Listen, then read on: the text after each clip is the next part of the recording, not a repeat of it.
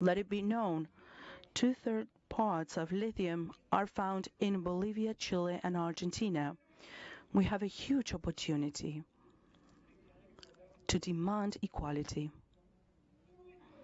All of this happens while in this time change that Luis was telling, it'll be also a technological revolution. And that revolution cannot condemn us once again. We are countries that we've known how to develop science and technology. I come from a country that has developed biotechnology like very few in the world, that was able to develop a wheat seed so it can grow in places where water is scarce. I come from a country that builds nuclear centrals, and I also come from a country that has developed nuclear energy for peaceful purposes, for the treatment of cancer. I come from a country that creates satellites and its own propulsor so that it can no longer has to rent it in Florida, and we do this in our territory. Now, all of this that we do in Argentina, if we would get together and do it together, wouldn't it be great if we coordinate the efforts? Wouldn't it be more valuable? It is very clear that we live in a country, in a time where the technical revolution is unstoppable. I clarify that Argentina has the most unicorns in Latin America. I come from a country where knowledge economy is the third exporter.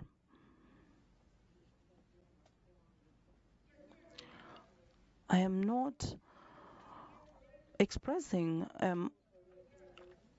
against new technologies, but what I'm trying to say is that new technologies, if they continue to grow, they will bring huge problems to the global south. New technologies are not social networks or just internet, who have owners, who carry out businesses, who get into our lives as societies, who influence on our societies. New technologies also developed artificial intelligence and robotica. And you know what this means? Less work for the human beings. What is the answer that we will have to face this new reality? This is the debate we need to engage in, and we must not be afraid. You know why? Because we have the capability to face this. I'm in an island called Cuba. 60 years ago, and from that day on, has been blocked by the US. The US has influenced over the world to punish this island for 60 consecutive years. But in this island, they've developed science, technology, COVID vaccine, completely alone and with much effort. Are there not scientists and technical professionals in Cuba? Of course there are. Could we not join efforts between Cuba, Argentina, Brazil, who develop science and technology without and stop depending on others? In Argentina, I have candidates who want to take over, who say that Argentina cannot produce science and technology, but that is not true. That's a lie. We need to do it. We have the scientists, the technicians, we have the same problems. We know what we must do. If we have conscience of this, it'll all be easier. Argentina has the privilege of having 5 Nobel Prize awardees in its history. Those 5 Nobel Prize came out of the public university. Argentines are proud of free of charge public university like Cuba.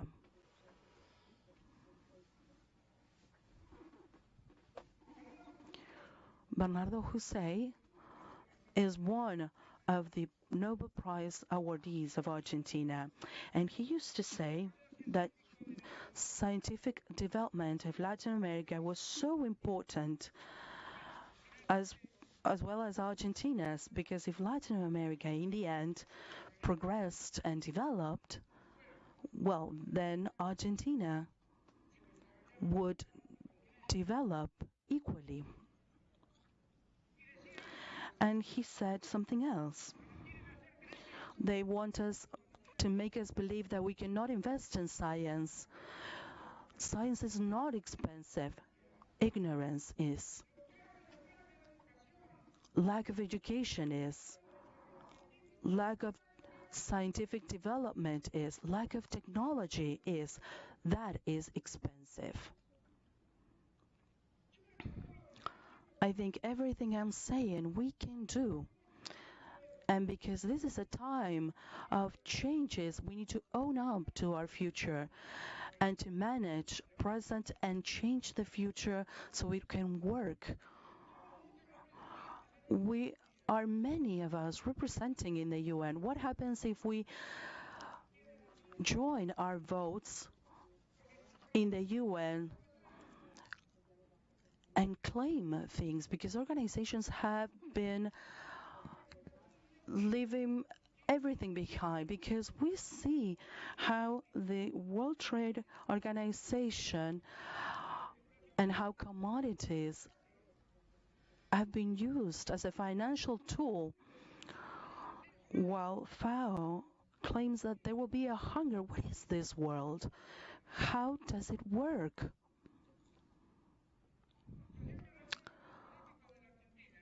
A politician of Argentina who I loved very much and who I worked alongside in my youth, Antonio Cafiero, he had this saying that I always took it for my own. All of this that I've been saying, you can say it's utopian. And utopia is something that is not possible to make, that is in our head, a dream, a crazy person's dream. But Antonio said, when you dream on your own, you just dream. But when you dream with others, you can change the world. What happens if we all dream together in changing this reality? What happens if the South, for once, stands up and says, enough with this injustice? Why won't this reality change then if we all do it? The words of Antonio, and with this I'd like to conclude, remind me of a few words of Fidel Castro. I'm in his land. Fidel said, when we need to grow paths over water, over land, he chose men of the people to carry out this enterprise. The great works, Fidel said, are designed by engineers, but they are carried out by dreamers. Like Antonio said, like Fidel said, we need many dreamers today chasing the dream of a fairer, a more equal world. Thank you very much.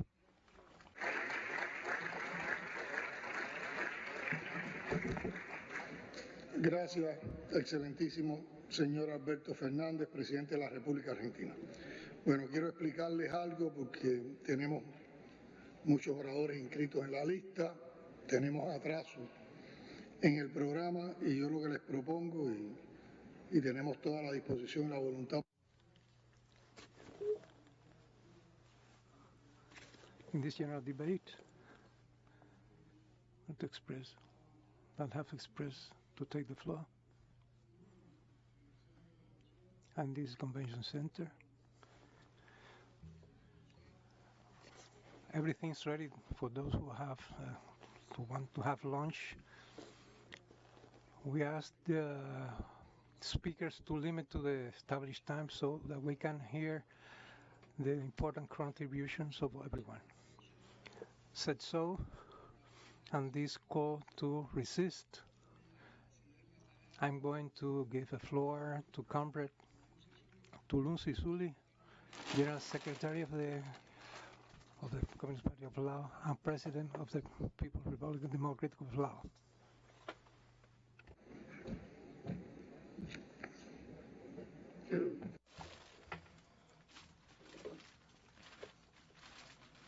Thank you very much, Chair. Mr. President, ladies and gentlemen, at the outset, I would like to express my sincere appreciation to the government and people of the Republic of Cuba for the gracious hospitality extended to my delegation, and I would like to congratulate Cuba for the excellent arrangements for hosting this summit of G77 and China. Mr. President, for 6 decades since its inception in 1964, the Group of 77 and China, which accounts for 2/3 of the all United Nations member states, has become the largest and forceful coordinating mechanism of developing countries to promote and protect the collective socio-economic interests of the group within the United Nations. The group has played a crucial role in charting out and enhancing regional and international policy measures to safeguard the legitimate interests of the developing countries globally. At a time when the international community are encountering multifaceted and emerging challenges, the group must strengthen our role and solidarity and unity so as to further advance our cause and the legitimate interests of our developing countries, including the implementation of the SDGs.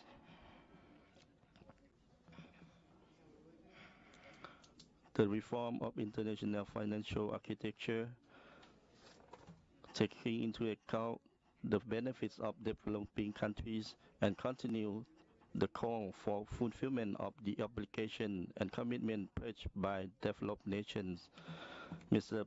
President, as we approach midpoint of the implementation of the 2030 Agenda for Sustainable Development, many countries, particularly developing countries, are experiencing economic stagnation, which has hampered the progress made and the momentum gained in attaining the SDGs. In this light, developing countries must seek innovative ways and means to ensure sustainable recovery for socio-economic impacts caused by multiple crises, while further enhance our collective strength and resilience, properly utilize science, technology, and innovation, including advanced information and communication technology to transform and accelerate progress and achieve the implementation of internationally agreed development goals, including the SDG as scheduled. The government of the Lao PDR has attached great importance to the role of science, technology, and innovation, and their implication for overcoming the ongoing challenges and advancing countries' national development agenda moving towards green growth and digital economy. In this connection, the Lao PDR has adopted its national digital economy vision and strategy. Toward this end, our country has continued to enhance closer cooperation and collaboration within international organizations and countries in the region in order to share best practices and promote technological transfer, including through South-South cooperation. And regional frameworks. Nevertheless, continued support and cooperation remain crucial in this field of science, technology, and innovation, especially in developing related infrastructure and human resource capacity. In this regard, the Lao PDR is of the view that strengthening South-South and triangular cooperation will provide ample opportunity and bring about mutual benefit for all, and this could be done through sharing best practice, lesson learned, and transfer of technical and technological know-how in accordance with the actual need in each country, as well as increasing investment in research and development of science, technology, and innovation. And all this will make a contribution to further enhancing capacity in innovation and for advancing sustainable in all countries. On this note, the Lao PDR wishes to propose the group continue to strengthen the cooperation mechanism and initiatives aimed at enhancing capacity and mutual support in the area of research, development, and application of science, technology, and innovation as a forceful engine for advancing sustainable development in a more tangible manner. Mr. President, today we are witnessing increasing unilateral coercive measures and protectionism being imposed, all of which have undermined multilateral trading system. At the same time, developing countries strive to maintain preferential treatments in international trading system to support our national development efforts. In this regard, we continue to call for an immediate lifting of economic embargo against the Republic of Cuba as a sovereign UN member state. And we firmly believe that sanctions can only lead to severe damage and negative impacts to innocent people and create more division among countries.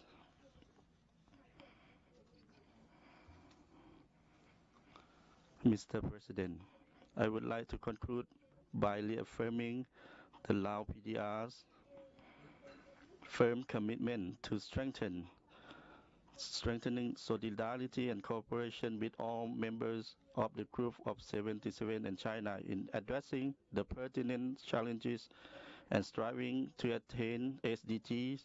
The Lao PDR stands ready to promote closer cooperation with all countries to ensure national development and the well-being of our peoples. I wish this summit a fruitful outcome. Thank you.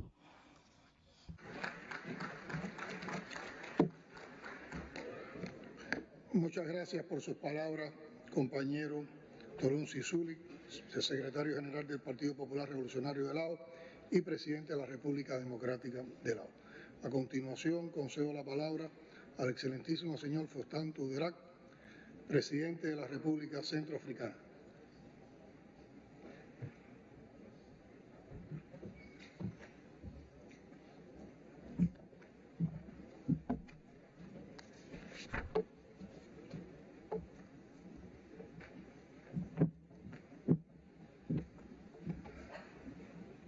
Excellences, Monsieur Miguel Díaz-Canel Bermudez, président de la République de Cuba, Excellences, Mesdames et Messieurs les chefs d'État et de gouvernement, Mesdames et Messieurs, au moment où je prends la parole au nom de la République centrafricaine, Now that I have the floor in the name of, on behalf of the Central African Republic, in this summit that is taking place in the beautiful city of Havana, I would like to thank President Miguel Díaz-Canel Bermúdez and the Cuban people and government for their warm welcome. I would also like to congratulate President Miguel Díaz-Canel Bermúdez for his important role as the chair of this group in South-South cooperation as an ideal way for an inclusive and egalitarian development. Developed by the Group of the 77, in spite of the cultural differences, geographical differences, and economic differences, offers to our countries better opportunities to overcome current challenges. Ladies and gentlemen, excellencies, violent natural disasters that have been happening and then that have taken human lives in Morocco and Libya, and now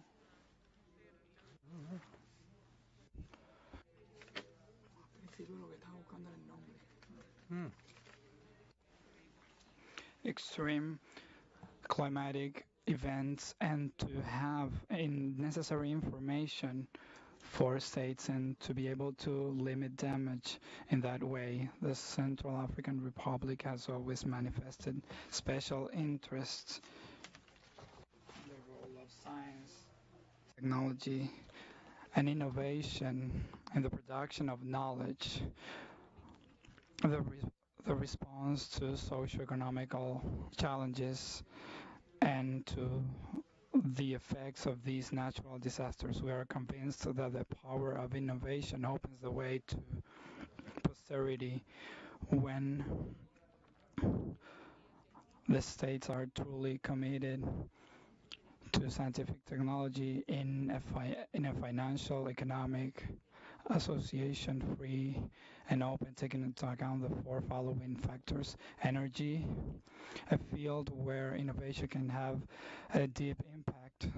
Numerous developing countries have faced difficulties to be able to face this growing energy. Fossil fuels are not enough to supply for the solution to these energies.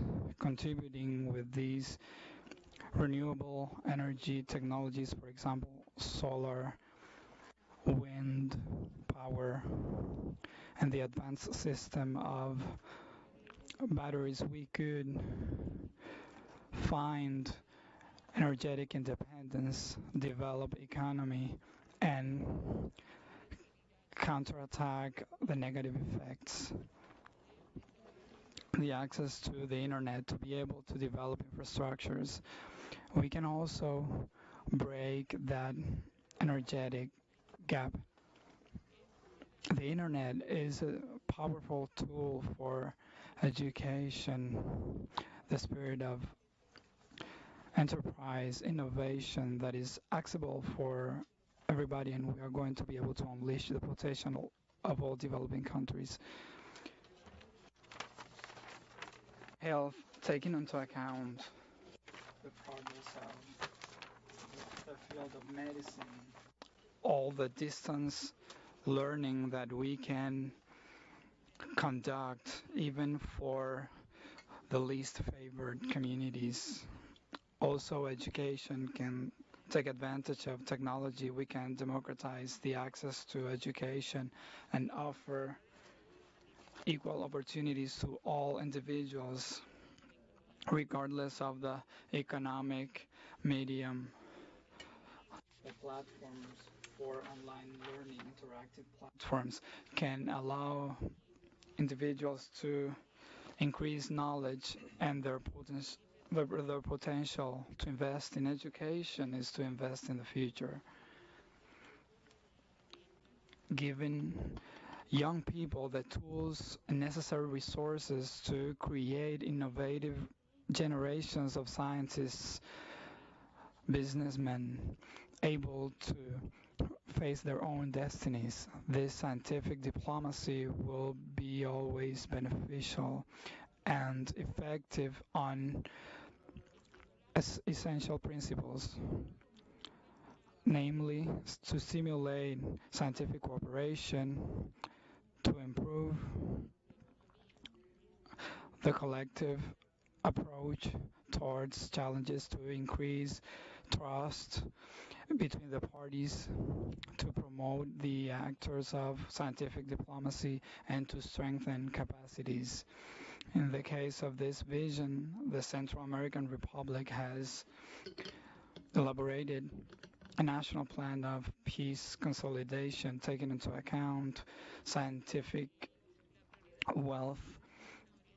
Among them, the priorities are focused on establishing a national strategy of agricultural wealth, as well as the establishment of research centers. This strategic framework is being developed, will be developed in 2024-2025.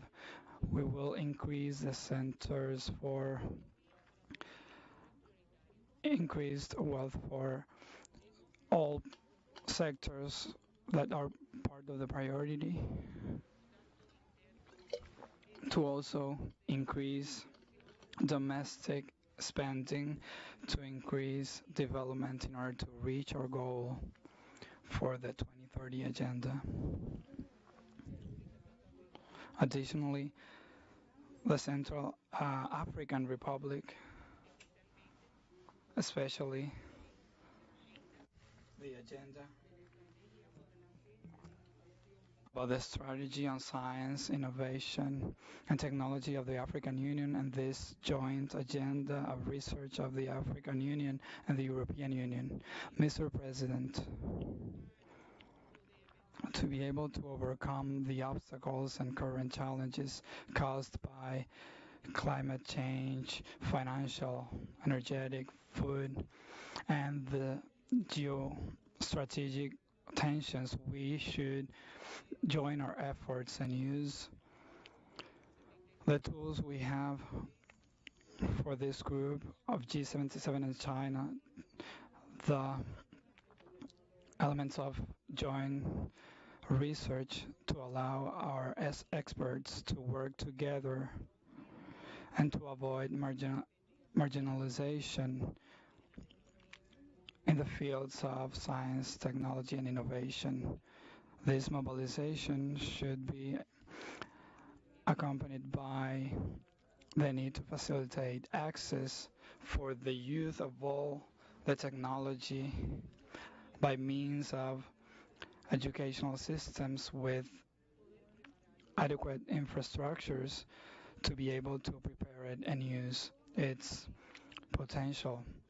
I am convinced that adopting renewable energies, developing connectivity, revolutionizing health and education, and democratizing health, we can open the way to posterity, to economic growth and social development for all. Let's adopt the spirit of innovation. Let's collaborate beyond our borders and work together to build a future for each nation to be able to build a future. Thank you so much for your attention. Thank you very much.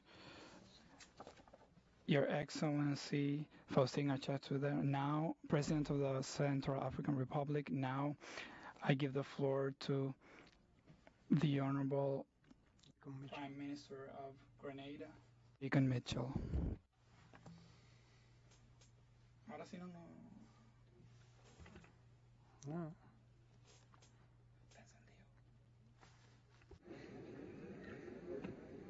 Your Excellency Miguel Diaz-Canel Bermudez, President of Cuba, distinguished colleagues, heads of government, heads of state and heads of delegations, ladies and gentlemen,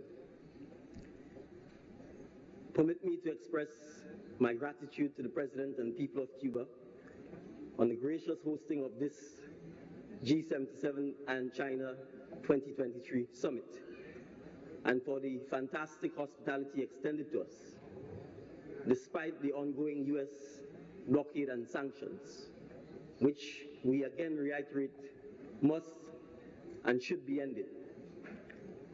Permit me also to join and associate myself with the sentiment of Comrade Gonzalez and our colleagues who spoke before me, as I express my profound empathy to the people of Morocco and Libya who have suffered from the recent tragedies that has led to unimaginable loss of life and property. Distinguished ladies and gentlemen, the turn of the century brought with it stark and stellar growth in the arena of science and technology, which has undoubtedly revolutionized the world's modus operandi. While these advances were meant to reshape the global village within which we live for better, we unfortunately see in these times the ancient tale of two cities. This tale speaks of life being the best of times for the nations and people who can access and use technology for their benefit, and the worst of times for those left disenfranchised. In an increasingly digitized world, the digital divide becomes ever more prevalent, and it is one of the glaring issues which developing countries face. We left the age of antiquity and entered the epoch of modernity, only to see numerous nations stuck in the 20th century, struggling to keep up with the 21st century, as we prepare to grapple with the 22nd century and beyond. Only in March of this year, Grenada highlighted Information, Communication and Technology Week of activities. One of those activities was a business forum to explore opportunities in the digital economy and its increasing role in business, government, and society. The conclusion of this forum and similar others showed without a shadow of a doubt that Grenada and developing countries will have to leave no stones unturned in the quest to catch up and keep pace with the ever-evolving field of science and technology for our very survival. It is therefore not surprising that assessments of progress to achieving the Sustainable Development Goals show that the world, and in particular the developing world, is not on track to achieving the 2030 goals. For this reason, Grenada and the developing world must aggressively pursue technology and digitization, and pursue it aggressively. We must recognize that to transform our nations, we must transform the way in which we do things. It means that governments must make deliberate efforts to effect change. Our education systems must be altered to meet the needs of this evolving digital world in which our youth live. We must understand that education and digital technologies must marry each other to achieve the 2030 Sustainable Development Agenda. In addition, as leaders, we need to collaborate through more bilateral and multilateral engagements such as this to foster more investment opportunities for research and development in technology. Grenada is committed to undergo and to upgrade and to replace existing systems to keep up with the technological development in areas such as education and agriculture. This aims at mainstreaming the use of digital resources and devices as standard research materials, the establishment of a technological institute and an institutional framework to support Grenada's transition to a knowledge-based digital economy and society to ensure that we can build our human capital. In agriculture, Technology can play and will play an integral role for all of our sustainable development. With the emergence of digital technology, the scope of agricultural practice has increased drastically. These changes in agriculture can positively impact farmers, reduce loss, and increase efficiency. The use of digital and analytical tools has resulted in improving crop yields and has helped to increase the income in some farming communities globally. Grenada seeks to benefit from these advances in agriculture technology by partnering with countries and international organizations which can assist by sharing knowledge and technology which can be adapted to the Grenadian small developing agricultural sector. Grenada is working towards improving the image of agriculture by emphasizing the use of technology, reducing manual labor, and promoting the benefits such as food security through more healthy, homegrown food practices. The introduction of an annual Technology in Agriculture Youth Expo to get young people involved in the creation of technological applications and scientific inventions that can improve agricultural production, practices, and processes is one such example. We simply cannot continue to have an antiquated stigma plague such a crucial area of development. Agriculture should be equated with an understanding of revolutionized agro-processing, which ultimately attract more young people to the sector, and which will give these visionaries a chance to innovate, improve it, and change it for the better. But for this to happen, access to technology is absolutely necessary.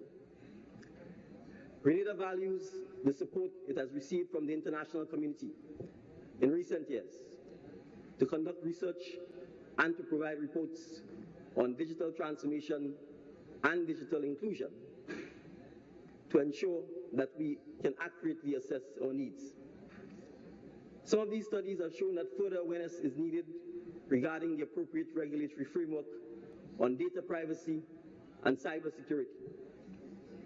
Since these are important considerations for digital inclusion, Grenada is in the process of internally preparing and implementing the legal framework to underpin the necessary infrastructure for a digital economy.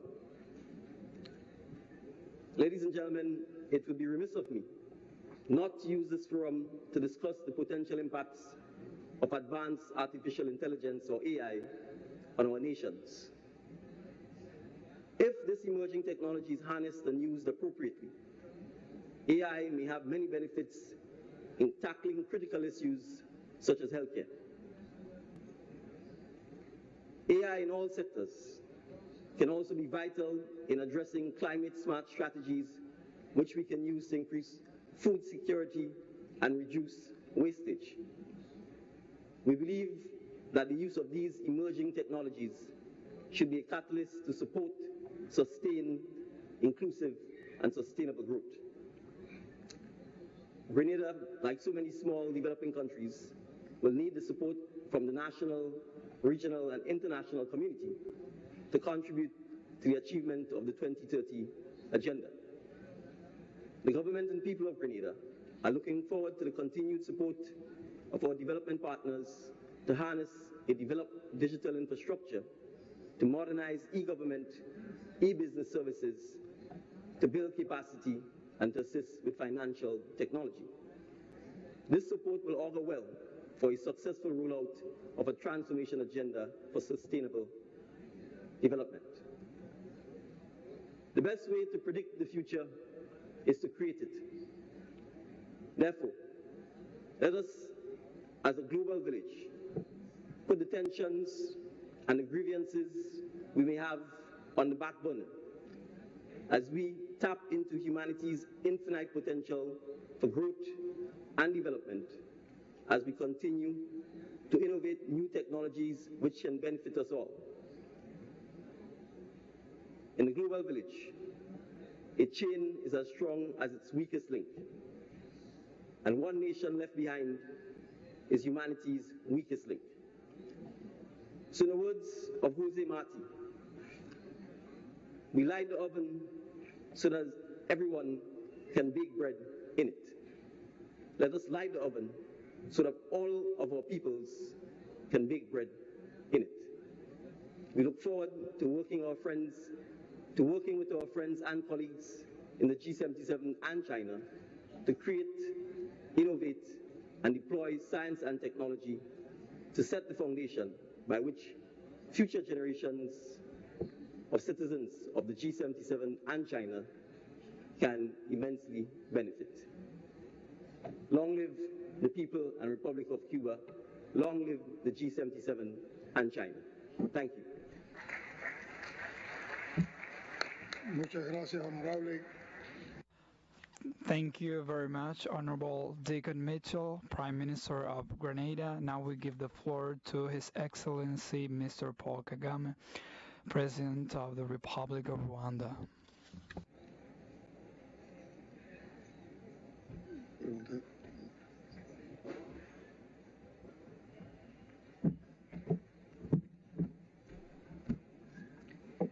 Excellency Miguel Diaz-Canel, President of the Republic of Cuba, Excellencies, Heads of State and Government, distinguished ladies and gentlemen. To begin, I wish to express our condolences and sympathies to the people of Morocco and Libya. I thank President Miguel Diaz-Canel and the government and the people of Cuba for the warm welcome and hospitality in Havana, a city and country I had the opportunity to live in for 9 months, 36 years ago, long years indeed. I'm very happy to be back. Mr. President, I also wish to commend you for your leadership as chair of the group of 77 plus China. Today, developing countries are disproportionately affected by global shocks, including climate change, geopolitical tensions, and the lingering effects of the pandemic. Science and technology have the power to unite us and transform our future for the better. Unfortunately, access to the latest technology is not universal. In poorer countries, this negatively affects the response to emergencies. A case in point is the pandemic where vaccines became available according to wealth. The concentration of technological development in rich countries also encourages brain drain. In Rwanda, we have focused investments in digital skills, technology and data governance frameworks. This is driven by two factors. For one, our vision is to become a knowledge-based economy. In line with this objective, we have invested in digital skills and literacy. Today, the Kigali Innovation City is home to world-class universities, where students, including women and girls, have the opportunity to specialize in ICT and bringing together African talent. Ultimately, we want them to innovate solutions for our common challenges. Second, our investment in the digital transformation has been informed by the need to close the imbalances in human capital development between rich and poor countries. Among other factors, we believe these imbalances to be a root cause of the migration crisis, which unfortunately continue to break families apart. The private sector is a key partner for us in biotechnology, including vaccine manufacturing and scientific and technological research institutions.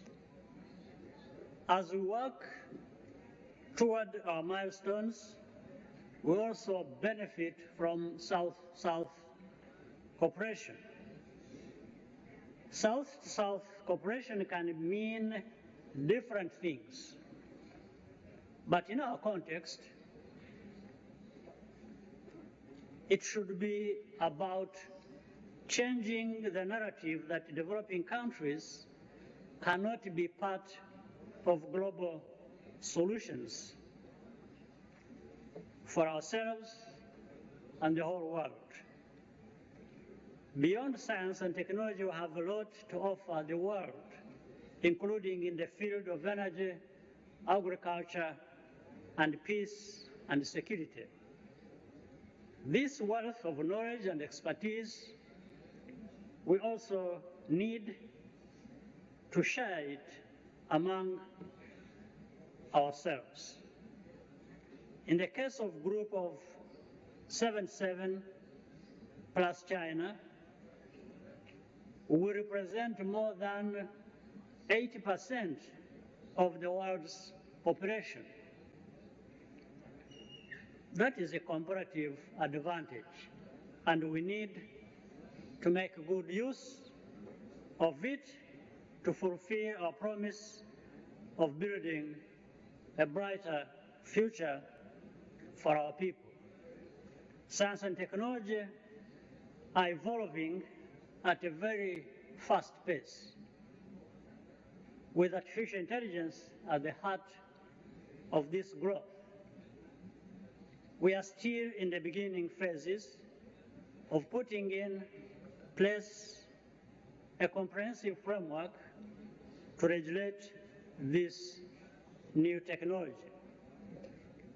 Left unchecked, there is no doubt that artificial intelligence can have drastic consequences on safety and privacy, more so in the developing world. Nevertheless, we have to search for the silver lining. In developing countries, artificial intelligence can increase the productivity of our industries and make them more competitive in the global market. The impact on our economies will be positive. I am confident that our strength will always stem from translating challenges into opportunities. To end, I would like to commend Cuba for being a trailblazer in the field of science and technology. Today, your country is home to some of the best doctors in the world. We have a lot to learn from you. I also commend Cuba's contributions to development in Africa and beyond. It continues to be a testament to the power of beneficial cooperation within the Global South. Let's continue building on this strong foundation, because together we are stronger. Once again, Mr. President, thank you for hosting us in beautiful Havana. We truly appreciate the warm and gracious hospitality. I thank you for your kind attention. Gracias, excelentísimo señor Paul Kagame, presidente de la República de Ruanda.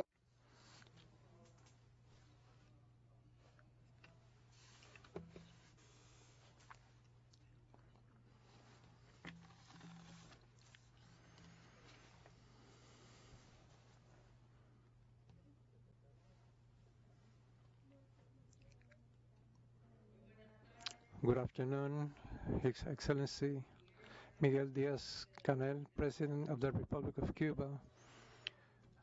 A greeting and respect to the General of the Army, Raul Castro Ruz, esteemed heads of state and government of the G77 and China, distinguished guests all. It is an honor for me to represent Mexico and President Andrés Manuel López Obrador. Thank you very much, esteemed Diaz-Canel, for your invitation. An enormous difference to our country and a testimony of the great affection and solid bonds of friendship and solidarity linking Mexico and Cuba. Mexico recognizes the importance of G77 and China, a mechanism of consultation in the multilateral field, uniting 2/3 of the United Nations community and 80% of the world population.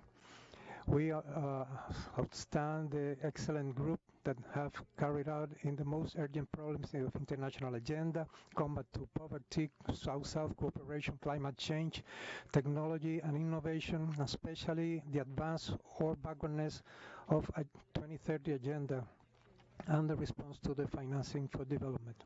This is the Forum South-South Forum, a fraternal and rich wealth where the articulate voice of the least developed sustainable development of our peoples of the South. These two nations, all the nations of around the world whose fields have built the enormous wealth of the North. Our president has recalled that for the good of all, the first that should be benefited are the poor. There are consensus and agreements, a global consensus fostering the future of humanity. This is, Mr. President, our place, and enthusiastically and emotionally, I would like to inform that we are considering, if you consider this group, to reincorporate to the debates and efforts of G77. In order to build a better world and a more equal world, sustainable world, it is indispensable to speak with only one voice regarding matters important to all, South-South cooperation and crucial topics. The most important, the one has been selected for this, which is science, technology, and innovation. The COVID-19 pandemic showed us it affected the poorest countries were affected the most. So we have to close the gaps between us. And there's an existence of monopolies in the pharmaceutical, medications, and digital field. So Mexico, during its presidency in CELAC, fostered its plan of independence in order to regulate and productive in Latin America and the Caribbean to potentiate our capacities and form, especially, a true network, a consortium, a Latin American and Caribbean consortium for the production of pharmaceuticals. Of course, this exchange of medications and equipment between the South countries can foster and generate employment. And it could be in those agencies that have a 4 level in the World Health Organization. One of them is Cuba, Colombia, Argentina, Mexico, Chile. And we also have before us the possibility to foster industrialization based on university labs and industries that there are in our region, and to guarantee by means of these efforts access to medications, vaccines, equipment. And that's the way we have worked with Cuba, because in the last 3 years, Mexico has received more than 800 doctors trained in Cuba, which is recognized worldwide in order to assist medically in Mexico. Mexico received 9 million doses of vaccines, and we expect to continue in that effort. So thinking about the future, we should support ourselves and the emerging nations to join efforts for technological advances so we can adapt to climate change, to produce food, medications, to put artificial intelligence for the benefit of our people, and to face the enormous challenges that we are for the the Information Society Conference, taking into consideration the less advance we have had, and to propose a new agenda for the future. I call to the attention and to an action to a main problem regarding sustainable development, and I'm referring to how to combat the enormous injustice that the developed countries have to face, and that we should all our efforts in order to avoid this debt to increase and to help on the developed countries to have a new vision so we can support our own development. And I believe that we can attain that if we can join our voices, and mainly in science and technology, we can find development sources and not war. So it is important to retake the Science, Technology and Innovation Consortium for the South and consolidate the establishment of networks of scientists, Minister of Sciences, universities, and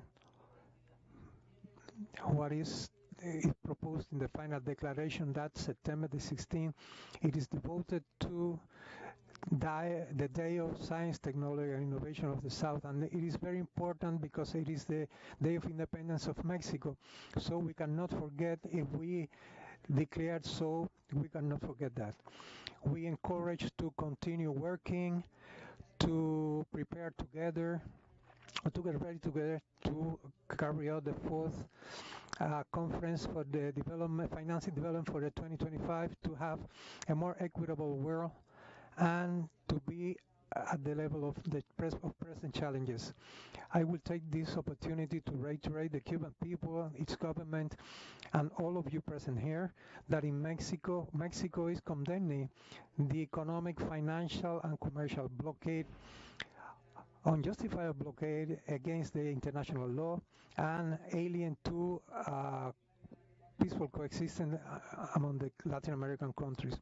The same way, Mexico opposes to incorporate Cuba to a list of countries sponsor of terrorism of the U.S. State Department. Cuba is applying today the Palermo and Vienna declarations regarding investigation about money laundering, and Cuba recognizes in Cuba that action is not taking place.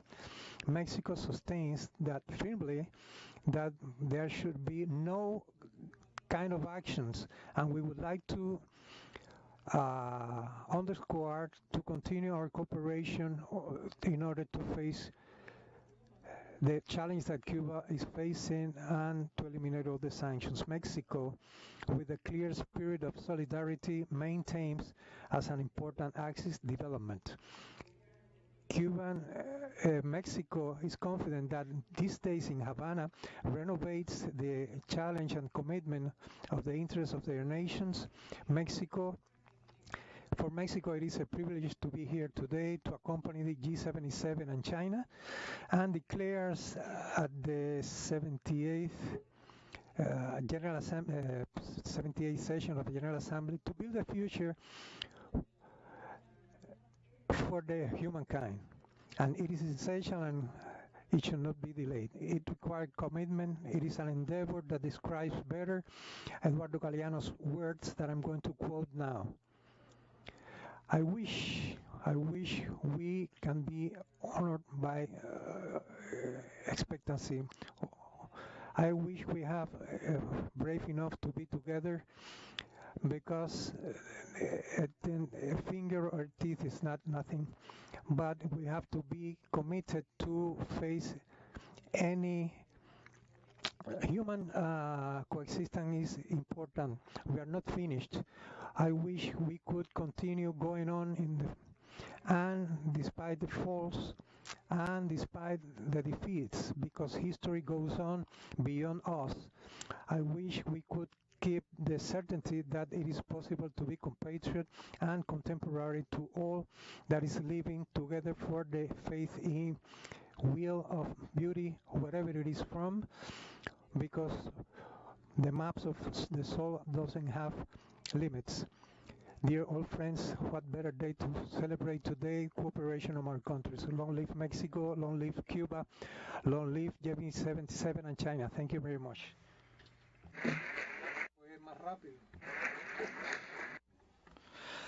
Thank you very much, Your Excellency Alicia Bárcena Ibarra, Secretary of Foreign Relations, Foreign Affairs of the United Mexican States. Now we give the floor to the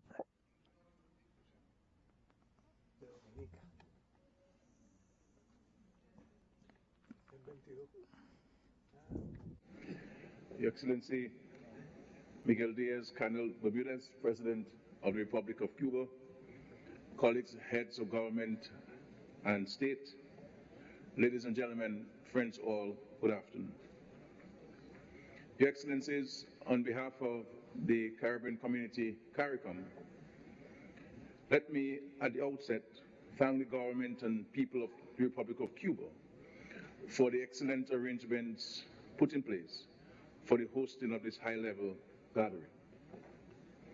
It provides us with a much-needed opportunity for reflection on the substantive agenda before us that seeks to propel the Global South towards a sustainable future. Colleagues, as Chairman of the Caribbean Community, I extend warm greetings to you on the occasion of this high-level gathering of the Group of 77 and China to consider the perennial issue of the role of science, technology, and innovation in sustainable development. I wish to take this opportunity to extend my heartfelt and sincere condolences and solidarity to the government and people of the Kingdom of Morocco and the government and people of Libya on the tragedy that have beset their countries. Our thoughts and prayers are with them. This summit offers us a unique opportunity to have frank and open dialogue and to unite behind common development principles to achieve our goals of sustainability and resilience in the face of external economic shocks. Colleagues, ladies and gentlemen, we all accept that now more than any other time in the history of mankind, we live in a world which is shaped and driven by science and technology. The reality is, notwithstanding the size of an economy or population, investment in science and technology enables innovations across all sectors, which allows for new productive processes that are essential for human welfare and advancement. We have all witnessed positive results when science and technology is utilized as a driver of development. For decades, it has been this driver that has influenced the blueprints from which countries in the Caribbean and across the G77 have set and achieved primary developmental objectives and identified solutions to enhance our resilience agenda, especially in an era of unprecedented geopolitical challenges to the economic development of the Global South. Your Excellencies, our region, CARICOM, remains committed and constant in its advocacy for meaningful exchanges of the Global South in all aspects of international relations and trade. These exchanges facilitate the building of capacity in critical areas, including public health, education, information technology, infrastructure development, food security, energy security, climate change, and disaster mitigation. While we in the Global South have made notable progress in science and technology, we must recognize that there remains much to be done to enhance and support our development efforts. Our collective pursuit of innovation in science and technology for global development facilitates clear and long-lasting shared benefits, providing an effective path to address the current challenges. From where I stand, I must admit to you that without solidified multilateral agreements and engagements, developing countries may continue to face significant challenges in accessing the innovation urgently required. To this end, the Caribbean, particularly small island states, has sought to ensure that we continue to be active participants in the realm of science and technology.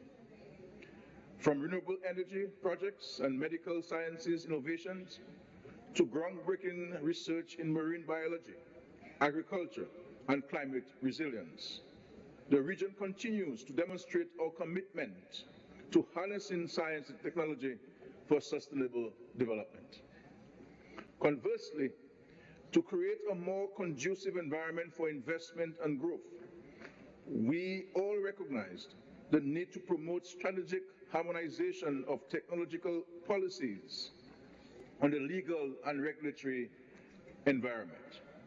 We are united to the importance of carving out a universal infrastructure that ensures the affordability and access of technologies and the need for appropriate skills and awareness across the region through the development of a CARICOM single ICT space and strategic attention to our agriculture, aquaculture, and horticultural industries, among other interventions.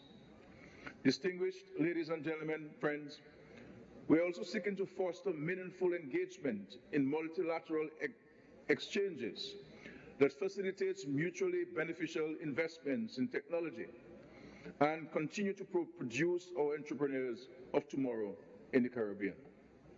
As heads of small island developing states, we believe that this will support a growing interest in ways we can collectively sustain global innovation, reduce our external debt and food imports, and change the lives of our people in a positive way.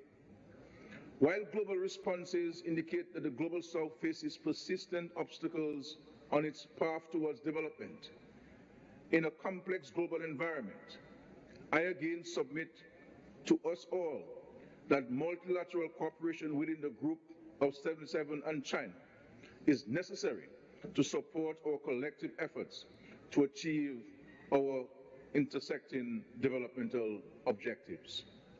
It is this collaboration that will assist us in fostering meaningful technological innovations and ensuring cohesive socio-economic development that can withstand external economic shocks.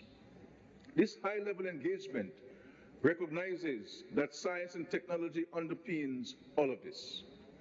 There is supporting evidence of a direct correlation between scientific research and economic development.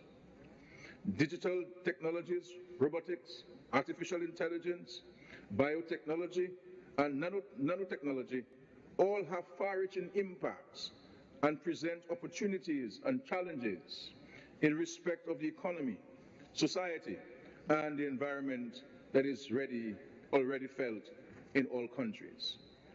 By investing in these efforts, we can create more inclusive, democratic, and just societies that value international solidarity and cooperation in areas of collective importance. As such, this kind of high-level engagement is crucial to building strong and mutually beneficial relationships. Our South-South cooperation continues to strengthen these relationships based on trust, respect, friendship, solidarity, and cooperation. By doing so, we can work towards a more equitable, sustainable, and prosperous world. Distinguished colleagues and guests, it is crucial that we maintain a flexible and adaptable approach to innovation that allows us to continuously learn from the best policies, practices, regulations, laws, technical standards, and services from around the world. As we seek to unlock a brighter future for our nations and people, we must recognize that achieving this requires breaking down and elimination of existing barriers, promoting international cooperation, and rectifying historical injustices. It also requires relentless, intentional building of partnerships to move developing countries from the fledgling stages of using basic technology and forging interfaces with universities, laboratories, innovative incubators, and private sector entities that are at the forefront of the science and technology change. Let us collaborate and commit with greater resolve to create a world where every nation can leverage the power of science, technology, and innovation to improve the lives of its people. The Caribbean community is committed to building more sustainable economies and remains willing to support and encourage all partnerships that are mutually beneficial, lead to synergistic solutions, and foster socio-economic growth in the Caribbean region. I look forward, therefore, to our discussions in this forum as we seek to further advance the sustainable development of the nations of the Global South.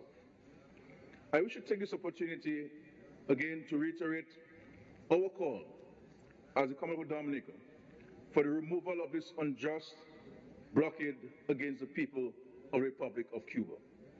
60 years has been too long for any such injustice to continue to be allowed to happen in our region and our world.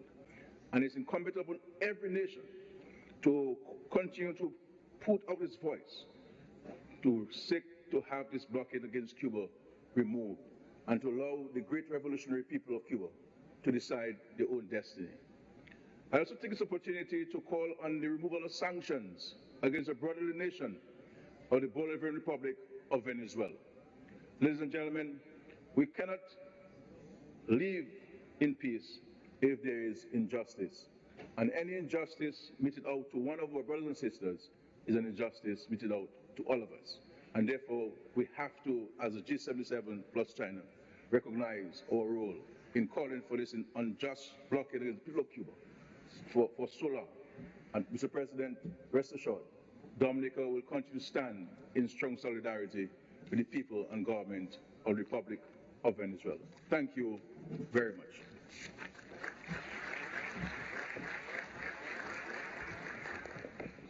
Muchas gracias, honor. Thank you very much, Honorable Roosevelt Skerrit, Prime Minister of the Commonwealth of Dominica. Now I give the floor to His Excellency Mr. Wavel Rakalawan, President of the Republic of Seychelles.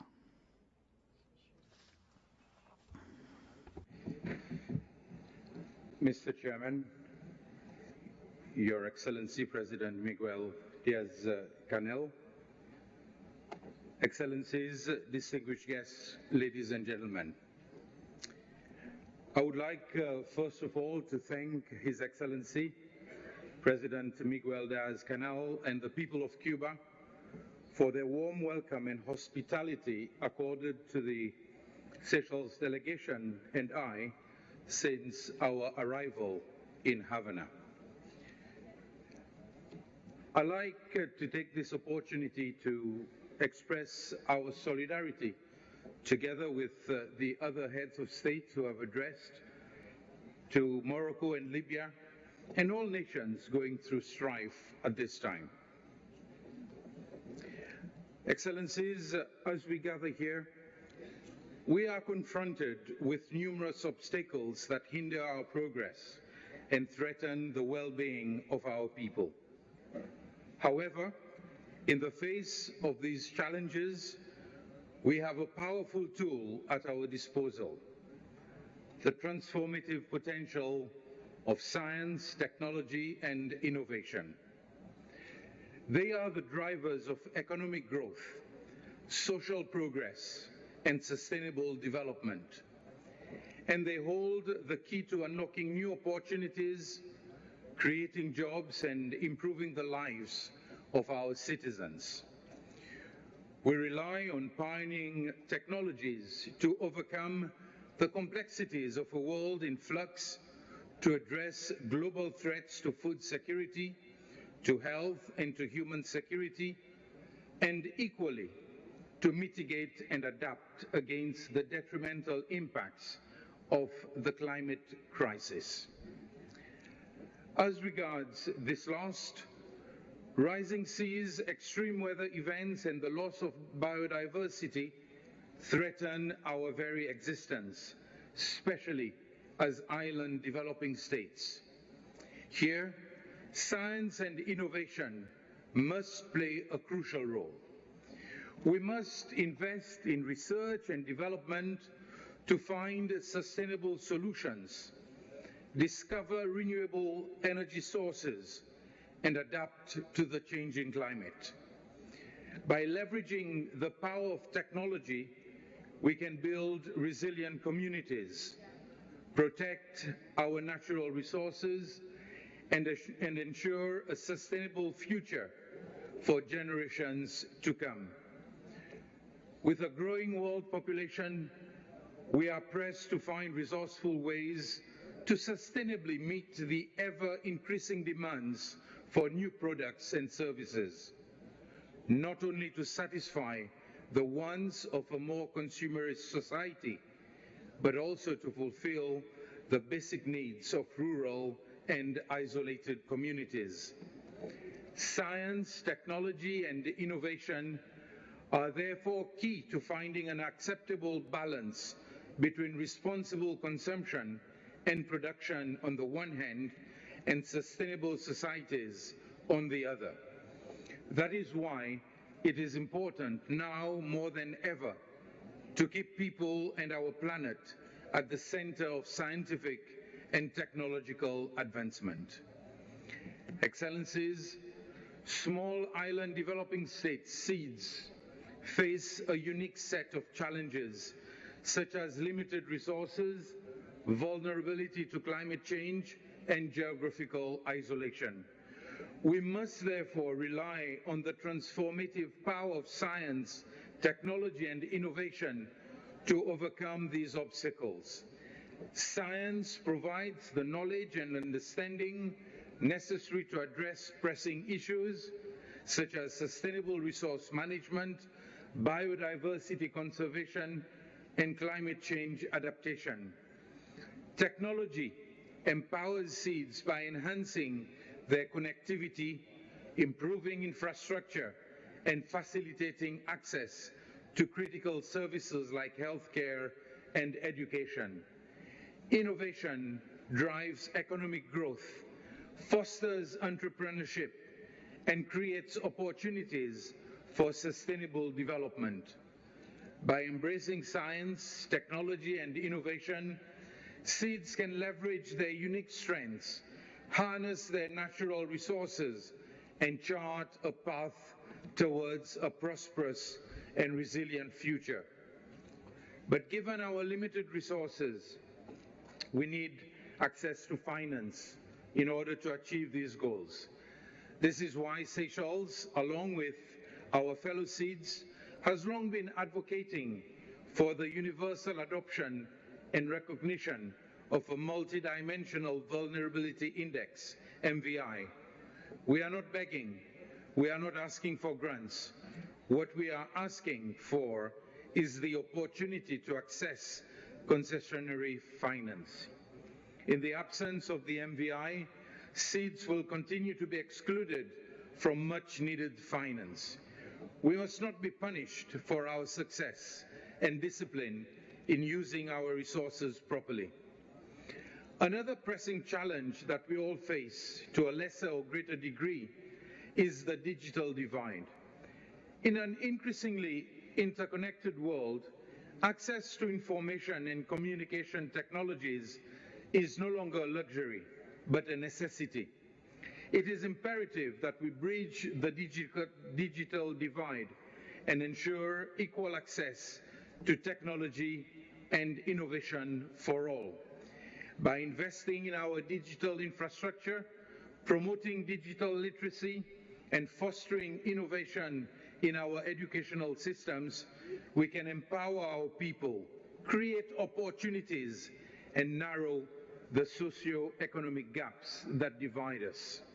Furthermore, the COVID-19 pandemic has exposed the vulnerabilities in our healthcare systems and highlighted the need for scientific advancements and technological innovations.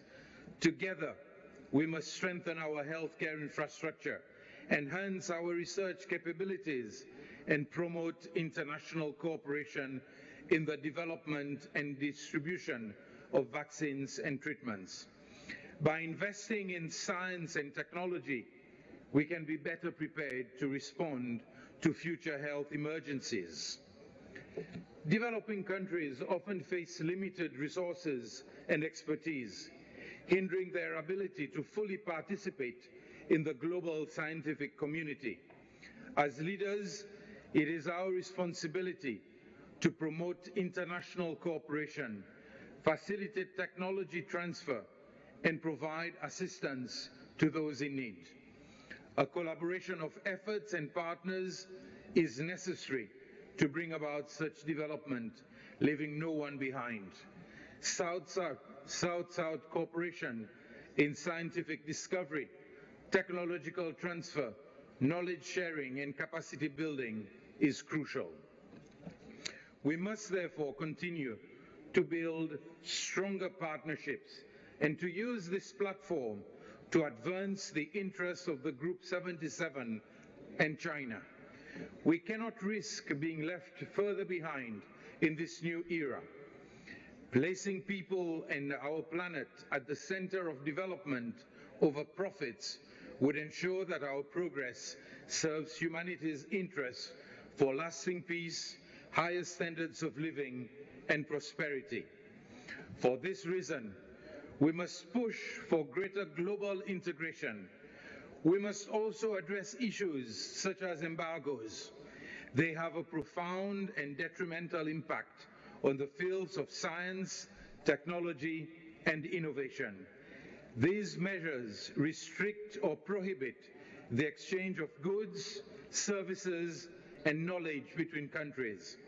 Such limitations severely hinder scientific progress and impede the advancement of technology and innovation. In addition, they cause untold suffering to ordinary citizens. A case in point is that of our host country, Cuba. I take this opportunity to once again renew our full support to the government and people of Cuba and to reiterate our call for the end of the United States embargo against Cuba as per the UN resolution. I thank you. Nuestro agradecimiento, excelentísimo señor Wavel Rakallagawa, presidente. Thank you very much. His Excellency Mr. Wavel Ramkalawan, President of the Republic of Seychelles. Now we give the floor to His Excellency Mr. Chandrika Persad Santokhi, President of the Republic of Suriname.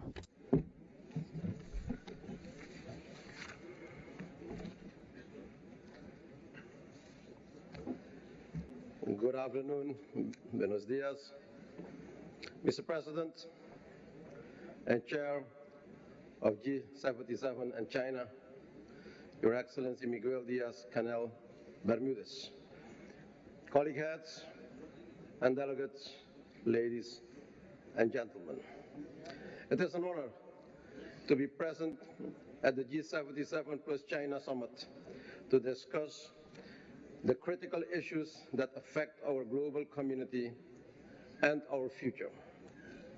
I commend President Diaz-Canel Bermudez and the government and people of the Republic of Cuba for hosting this significant gathering and for the excellent meeting arrangements made in this regard. In an ever-changing and challenging world, this platform has indeed proven its relevance since its inception in 1964 and has succeeded in its objective to collectively boost the role and influence of developing countries on the global stage. While there are increased geopolitical tensions worldwide, the financial, food, and biodiversity and climate crisis have challenged our world. Technological innovations have created a different world. Actually, it is part now of our daily reality.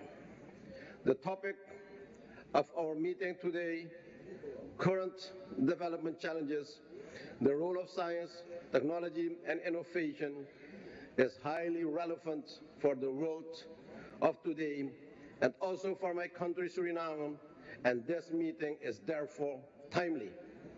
Mr. President, achieving food security is an increasing challenge. No doubt, science, technology, and innovation can play a critical role in producing more food and optimizing inputs needed to make agriculture more productive. The CARICOM region is making progress to achieve its objective to reduce the region's food import bill with 25% by the year 2025. Mr. President, climate change remains a complex, multidimensional problem, and we all experience that on a daily basis. I express sincere solidarity with the people of Morocco and Libya as they continue to deal with the recent natural hazards. The Caribbean region, with low carbon emission levels, has become vulnerable to these hazards, which affect our livelihood and economies. Applying innovative models and technological capabilities can certainly assist the region in partly overcoming the impact of these natural disasters. Suriname, one of the few carbon-negative countries in the world, is keenly aware that in the recently announced offshore oil developments in Suriname, it will therefore be crucial to apply high technological and environmental standards for a responsible and sustainable development of these resources for the energy security. Ladies and gentlemen, we all know that we live in a world full of challenges and with no certain outcome. This creates uncertainty and anxiety by many of our societies. We as leaders must address this matter with urgency and take steps that can get us back on a degree of normalcy, or, as many say, a new normal. Friends, as part of this paradigm, we know that technology and innovation is going to be incredibly helpful to find the necessary solutions and a way forward. We must embrace the science and creativity behind these new avenues to create a better and just world for all. At the same time, however, we must not ignore the fact that these very positive scientific gains can be utilized by ill-minded people in such a way that it becomes a tool against ourselves, our beliefs, and our future. These infringements on our progress have a social impact in our societies and can damage and even completely destroy critical social and physical infrastructure. They destabilize the whole economy and utilities, including banks, medical institutions, transport system, etc. I believe it is time to address this issue head-on through dedicated multilateral efforts. While we stand for democracy and freedom of expression, we cannot sit idly by and observe that someone sitting thousands of kilometers away can significantly impact our well-being. We also encourage international collaboration and partnerships and technology sharing to bridge the gap between developed and developing countries. Mr. President, expanding access to digital technologies to youth, women, indigenous and tribal people, and persons with disabilities contributes to strengthening the principle of leaving no one behind and creating a world with affordable and secure connectivity for everyone. We noted the insights of the 2023 Global Education Monitoring Report and the call from UNESCO to member states to ensure the fair, equitable, and safe development of educational technologies. Within this context, it is worth mentioning that the e-Government Department of Suriname has developed the Suriname National Digital Strategy 2023-2030 already to address some of these challenges. Mr. President, the rise of artificial intelligence, AI, cannot be stopped. It is becoming an essential part of everyday life and reshaping our world. While acknowledging that benefits of AI can bring, we should also be mindful of its threats to peace, security, and global stability due to its potential for misuse and unpredictability. Therefore, we fully support the Havana Declaration on Current Development Challenges, the role of science, technology, and innovation. Ladies and gentlemen, let us commit today here in Havana to utilize science, technology, and innovation as a means to foster sustainable progress and to further civilization in a positive and constructive manner. I thank you, muchas gracias, and may God bless you all. Thank you. Le agradecemos su intervención, excelentísimo señor. Thank you for your address, His Excellency Mr. Chandrika Persad Santokhi, President of the Republic of Suriname. And now we give the floor to His Excellency Mr. Abdulkader Kamil Mohamed, Prime Minister of the Republic of Djibouti.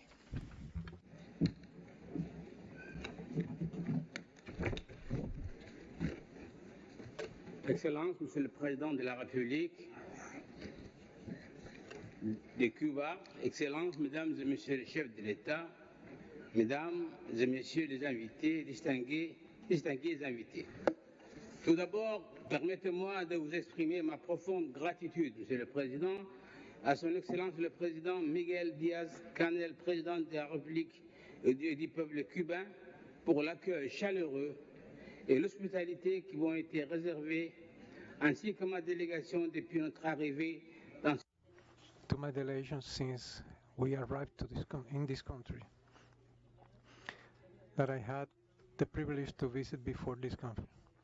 I would like to invite to this summit of G77 and China under the Cuban chairmanship, focused on science, technology, and innovation. Also, I wish to greet and I would like to present my condolences to the people of Morocco and Libya because of the natural disasters that hit these countries.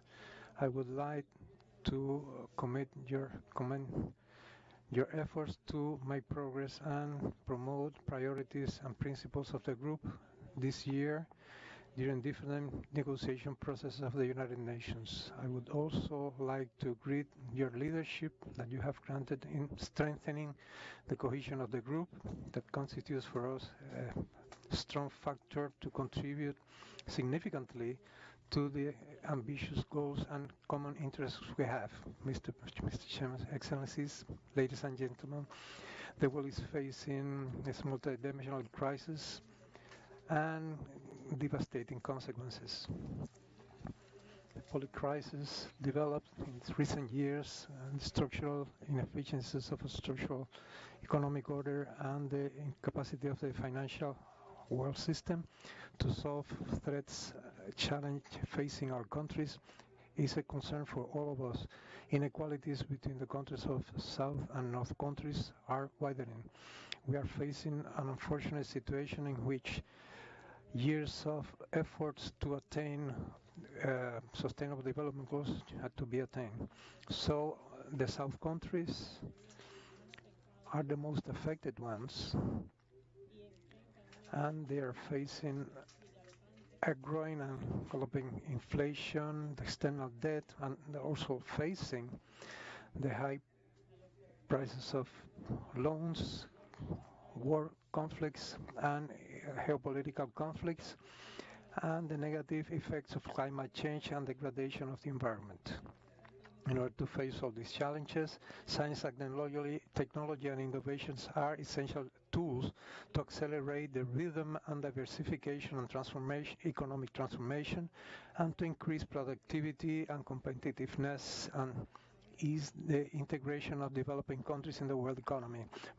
Mr. President, Excellencies, ladies and gentlemen, scientific progress and technical progress is essential to attain sustainable development goals and to face the effects of climate change. However, most South countries do not have access to new technologies, and these have to be solved urgently in order to have a more just, less unequal, and more inclusive world, giving privilege to international cooperation and allowing at the same time the mobilization of the necessary resources to support the efforts of these countries to attain development.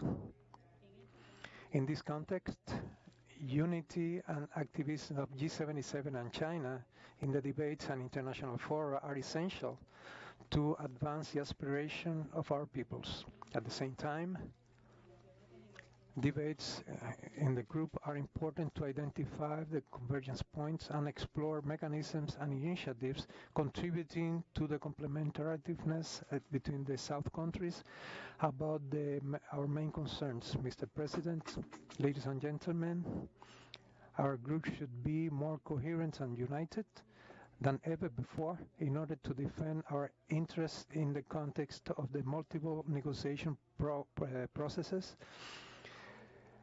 which are important for our group, as well as the International Digital Pact. In the Summit of Information, the Summit of Sustainable Development Goals, the Summit of the Future, in which we have to have a concerted action.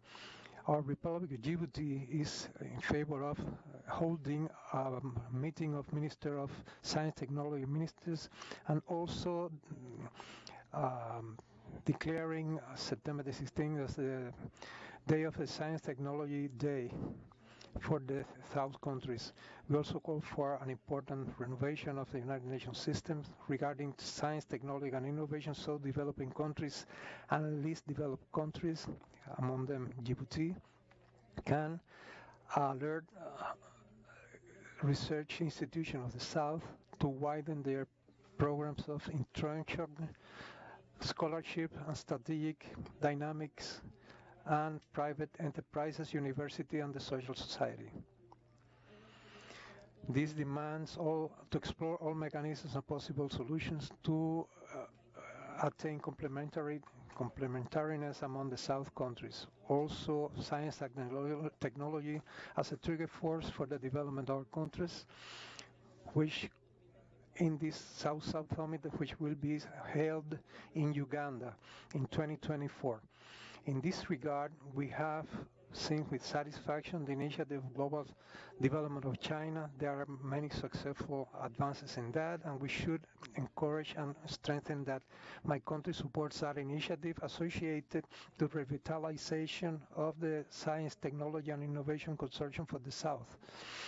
The group should strengthen its unity, coherence, and solidarity.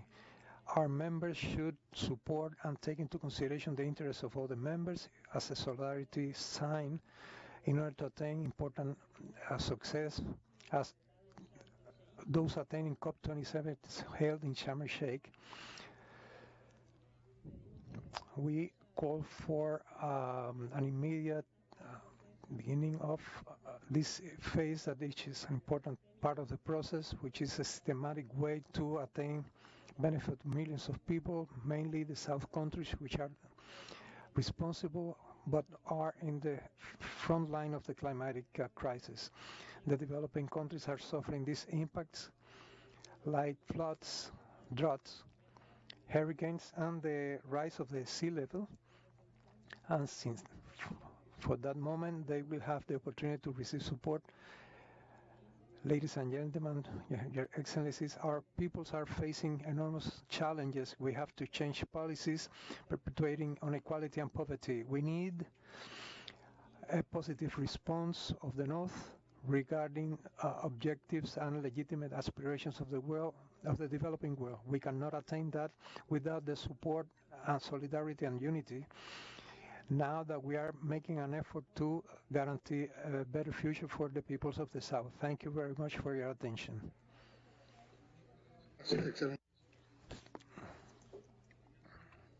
Thank you very much, Minister. I give the floor Honorable Philip Davis, First Minister, Prime Minister of the Bahamas Commonwealth.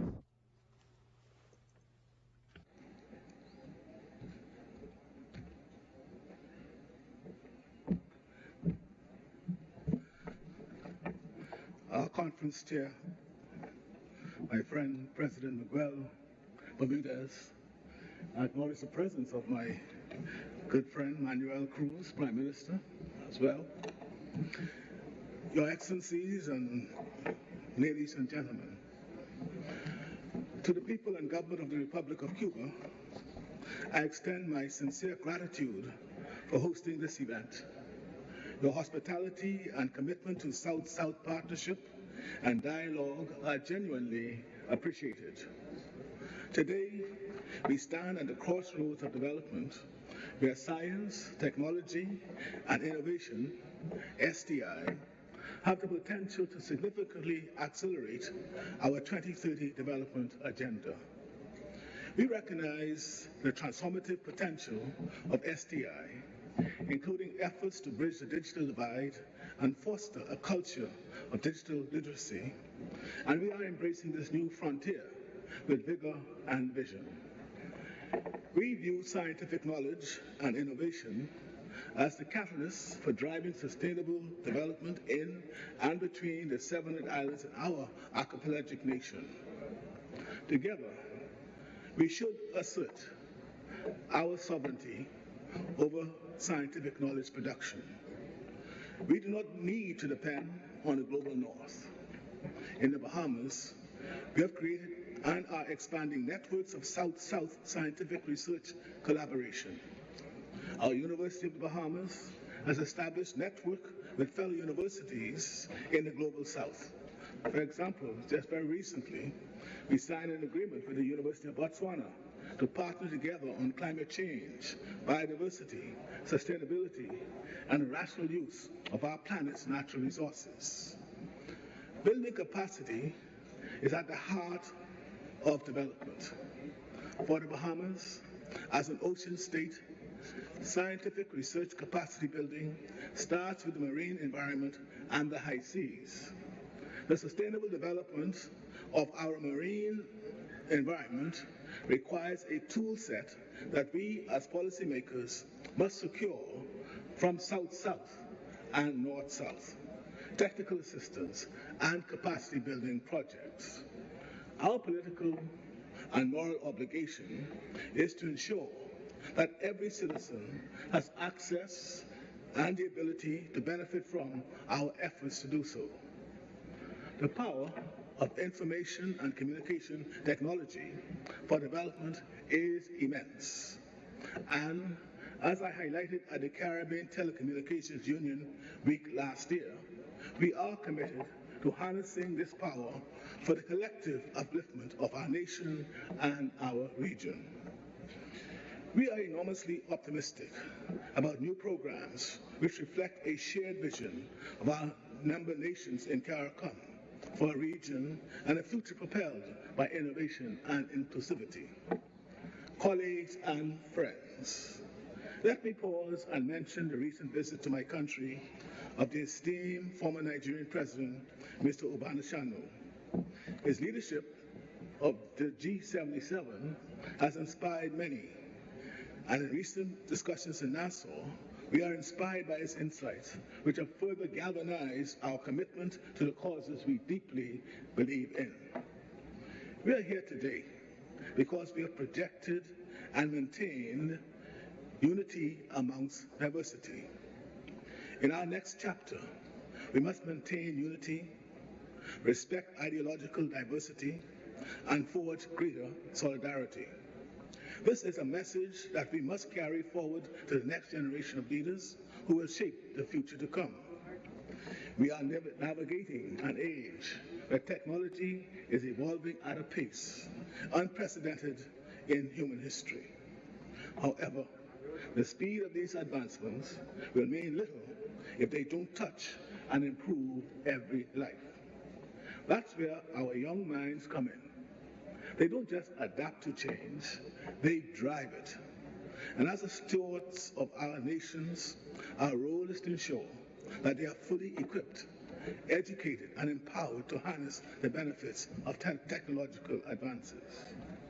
Consider artificial intelligence, a tool with the potential to transform our approaches to some of the world's most pressing issues. Whether it's predicting climate patterns, managing resources more efficiently, or addressing health crises, AI will be involved in building solutions.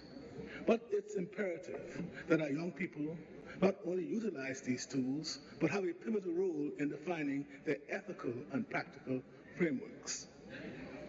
Climate change underscores the urgency of this collaboration. This isn't just one of the many concerns. The warming climate threatens our existence. Our actions today will dictate whether our planet will be habitable for humanity. Technology, in the right hands, can be harnessed to lead to cleaner energy, sustainable urban development, and a holistic approach to preserving our planet. As we have learnt all too well in recent times, health threats don't recognize borders.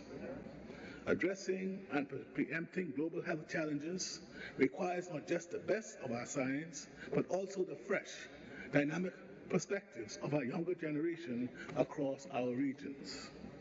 Their agility and depth of knowledge can set us on a path to proactive rather than reactive solutions.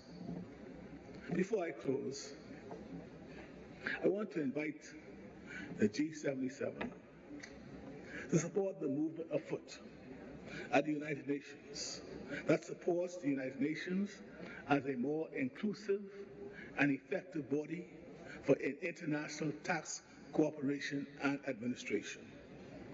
The United Nations is the appropriate body to design and build a truly equitable and inclusive international tax administration architecture with equal-footed representation, an environment of one country, one vote.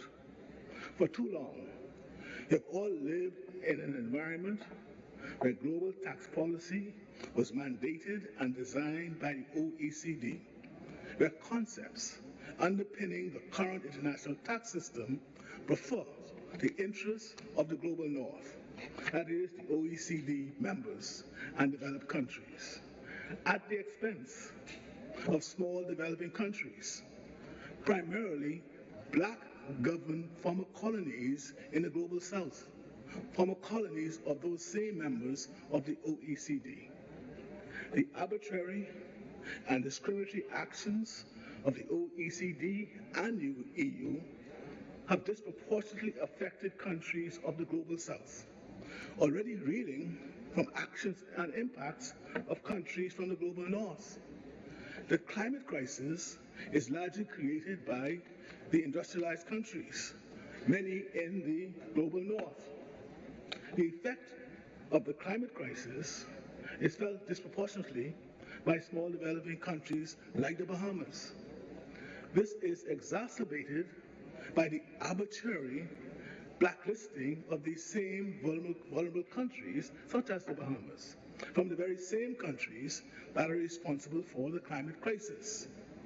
For example, when it comes to insurance, these blacklists result in any remittances from European reinsurers on claims being automatically reduced by 25%. A significant percentage of the monies owed is punitively retained by the EU. We are thus poorer and less able to rebuild because of the effects of the climate crisis. We should demand equal treatment, and we so demand. We demand the UN to be the proper arbiter in tax matters. We could hardly breathe. And so we demand privileged multilateral organizations like the OECD to take your knee off the proverbial necks of countries like the Bahamas across the global south. So the way forward for the G77 is clear. It's a path paved with technology, driven by the ambitions and aspirations of our youth, and steered by the collective wisdom of our nations. The G77 also must take a stand in support of equality among countries, governance at appropriate forums such as the UN, an environment where developing countries in the global south have the same policy impact globally as developed countries of the global north. By championing their involvement and ensuring they are at the forefront of decision making, we are not just investing in our future, but ensuring a trajectory of progress, unity, and solidarity. Thank you.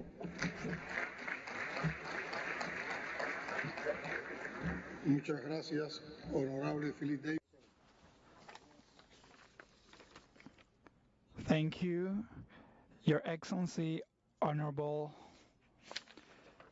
Philip Davis, Prime Minister of the Commonwealth of the Bahamas. Now we give the floor to the Honorable Mark Anthony Phillips, Prime Minister of the Cooperative Republic of Guyana. Your Excellency, Miguel Diaz-Canel Bermudez, President of the Republic of Cuba and Chair of the Group of 77 plus China. Excellencies, Heads of State and Government, and Heads of Delegation. Firstly, I take this opportunity to express my country's solidarity with the peoples of the Kingdom of Morocco and the Republic of Libya at this difficult time of loss of lives from natural disasters in both countries. Mr. President, Guyana's express our sincere appreciation to the government and people of Cuba for the generous hospitality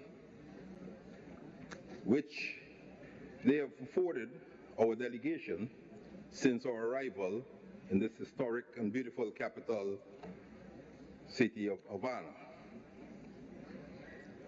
I bring fraternal greetings from the President, the government and people of the Cooperative Republic of Guyana to the government and people of the Republic of Cuba, with whom Guyana has maintained over many years strong ties of friendship and cooperation. Guyana stands in solidarity with Cuba in calling for the end of the unjust embargo and the removal of Cuba from the list of state sponsors of terrorism. Guyana welcomes the convening of the Havana Summit of the G77 and China under the theme Current Development Challenges, the Role of Science, Technology, and Innovation. The relevance of this theme cannot be overstated, harboring as it does the potential for synergistic and transformative impacts across the full range of sustainable development goals. Your Excellency, I take this opportunity to commend the Republic of Cuba for its effective stewardship of the G77 and China, a role befitting of a country that has given exemplary demonstration of its commitment to the principles of solidarity, cooperation, and multilateralism, which have long guided the workings of this group.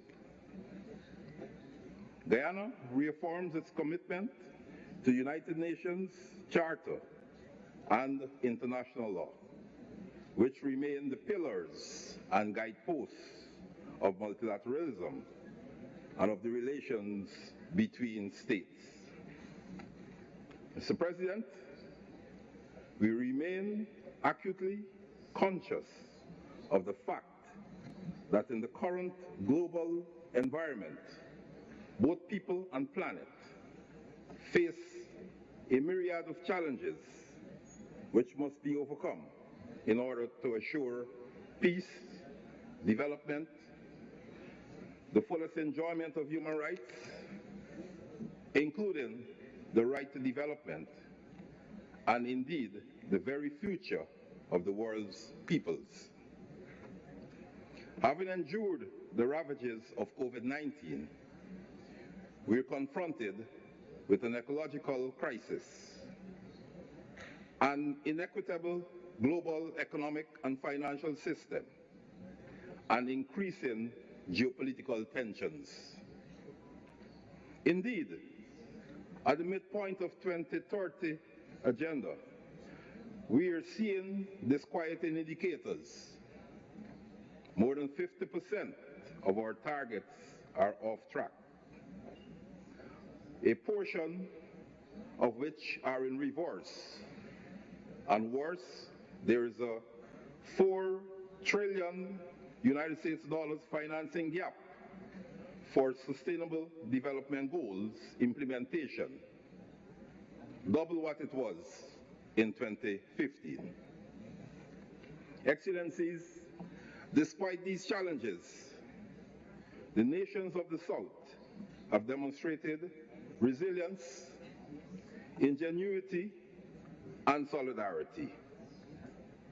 We must continue to advocate for the fulfillment of all outstanding international commitments for a reformed global financial architecture, a fair and just energy transition, a climate resilient future, and a truly democratic, just, and inclusive international order.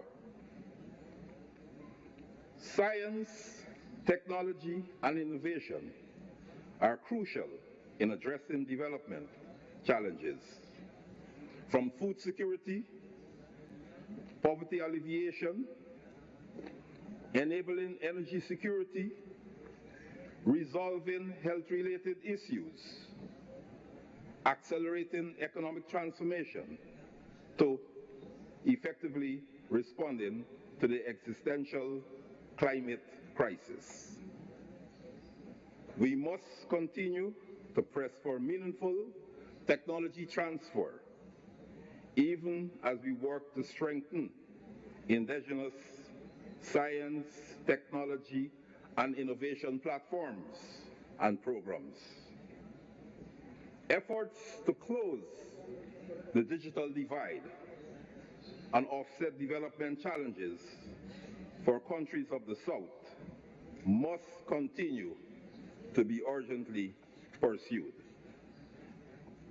Mr. President, the exploration of scientific and technological production and innovation could drive sustainable development if employed strategically.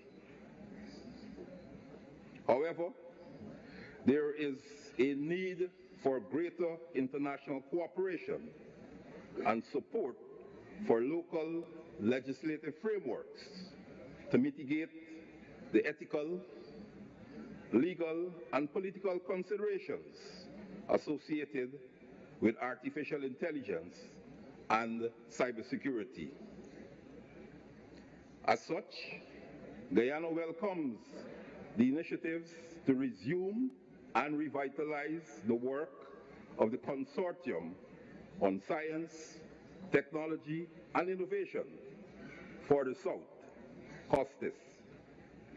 Guyana also notes with appreciation the United Nations Secretary General's initiatives announced in August of this year to establish the new Scientific Advisory Board to inform member states of breakthroughs in science and technology, as well as steps to harness the benefits of these advances and mitigate potential risks. For its part, Guyana is working to create the required enabling legislative and regulatory environment, as well as the infrastructure to manage digitization, incorporating STEM and coding at the elemental levels of the school system, and especially among girls, and laying the foundation for its first smart city.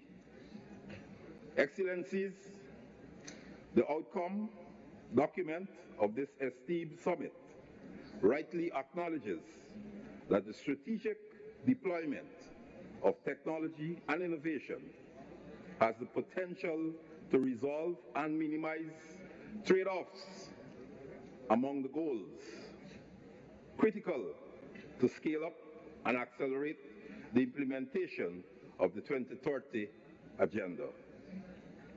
This is the time for us to leverage South-South, North-South, and triangular cooperation for continuity, connectivity, and digital inclusion among and within countries.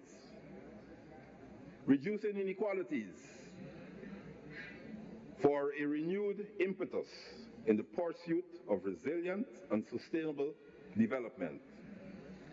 In this context, the role of multi-stakeholder partners to foster strategic long-term investments in support of science, technology, and initiatives in developing countries, including through innovative and blended finance, should not be underestimated.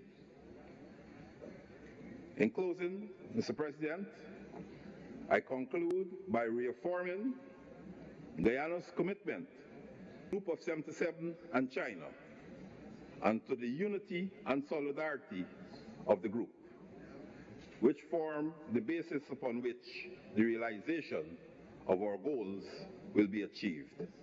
I thank you.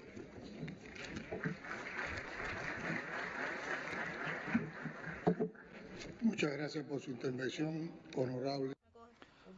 Thank you for your address, Honorable Mark Anthony Phillips. Now we give the floor to His Excellency Mr. Gustavo Petro, President of the Republic of Colombia.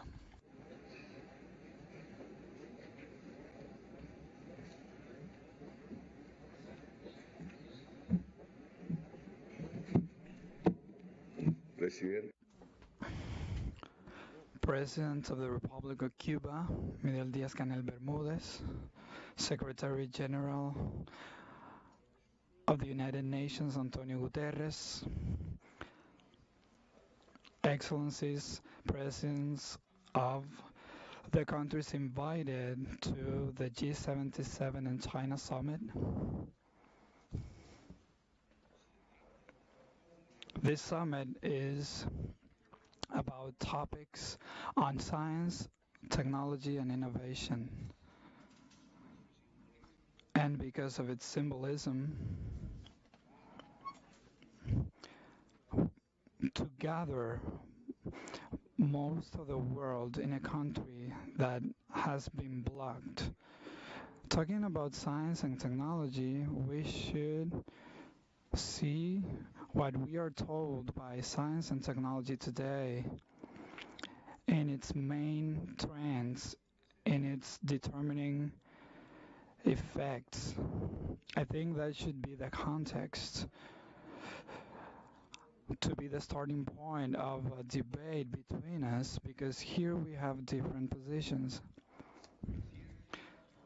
Science today, in my personal opinion, should be the basis when it comes to building any proposal of progressist policies in the world during the last 2 centuries. We cannot separate one progressive idea of the world from a scientific vision. To do it would mean options of religious positions that we should respect, ideological positions that sometimes place us further away from reality. Today, science tells us that the main problem of the humanity of today, of our sons and our grandchildren, is called climate crisis. That is what science says, and it's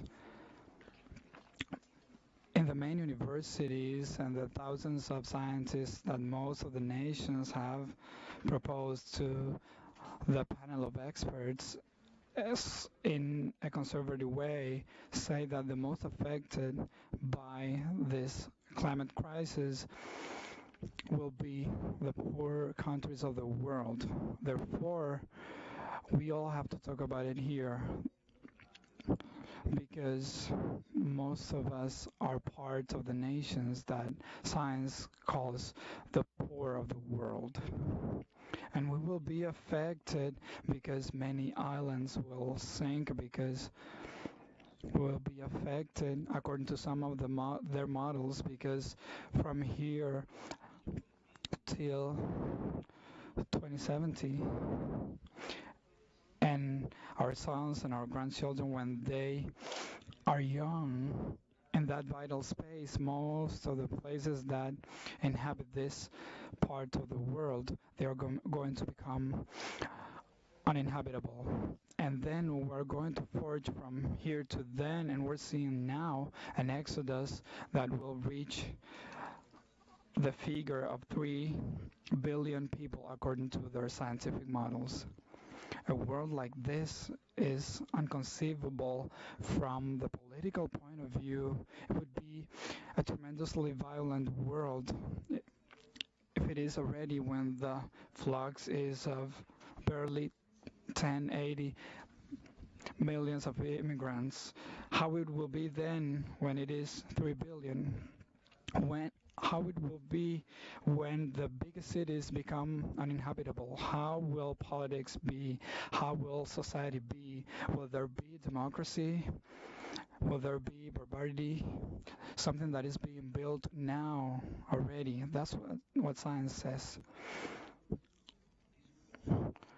And as the mainstream discourse facing that reality that science shows, then we see a group of solution tools. We talk in general, starting from technology, as if technology were a new religion to which we have to put candles to make miracles of life on this planet. Technology should take us, according to the mainstream discourse, to a decarbonized economy.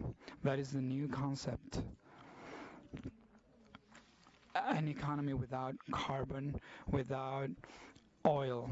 The decarbonized economy in this group of 77 arouses debates, and some countries are producers of oil, and they wouldn't like me to say this. And some countries like mine produce carbon, and some countries are islands and are going to be the first to be raised from the surface of Earth with floods, with the exodus of their populations. A decarbonized economy, that is the group of 77. The group proves it and knows how to build it, and it is building democratic ways to allow us to win through a decarbonized economy. And we simply refuse to debate this. An economy without carbon, oil, without fossil fuels would represent the same levels of and social relations of power that in today's world would imply its deep transformation. In my opinion, this concept of decarbonized economy should be taken as a serious discussion by us. How do we build that world based on what funding? That's the first issue that I would like to discuss. We have two basic options today: either capital, as it was defined by classical political economy, or public funding. The capital, as it was defined by classical political economy, will only invest in the decarbonization of economy where there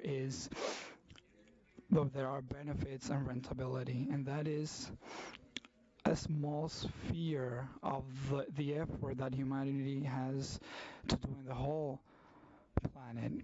And that sphere can go from fossil capitalism to decarbonized capitalism, but what caused the climate crisis cannot resolve that issue. It cannot fix the atmosphere and therefore guarantee the life in the planet, including the life of the human species. As like before, we never have come to a conclusion that was written in the 19th century. Capitalism destroys its own foundation. Nature and human being, that phrase written in the 19th century is called today climate crisis. Then without denying space for the capital, knowing that it has been reduced in its own sphere, that are gains, rentability, and profits. And then public funding in the world. And then we have this discussion, because it is not in the final declaration of this event, in spite of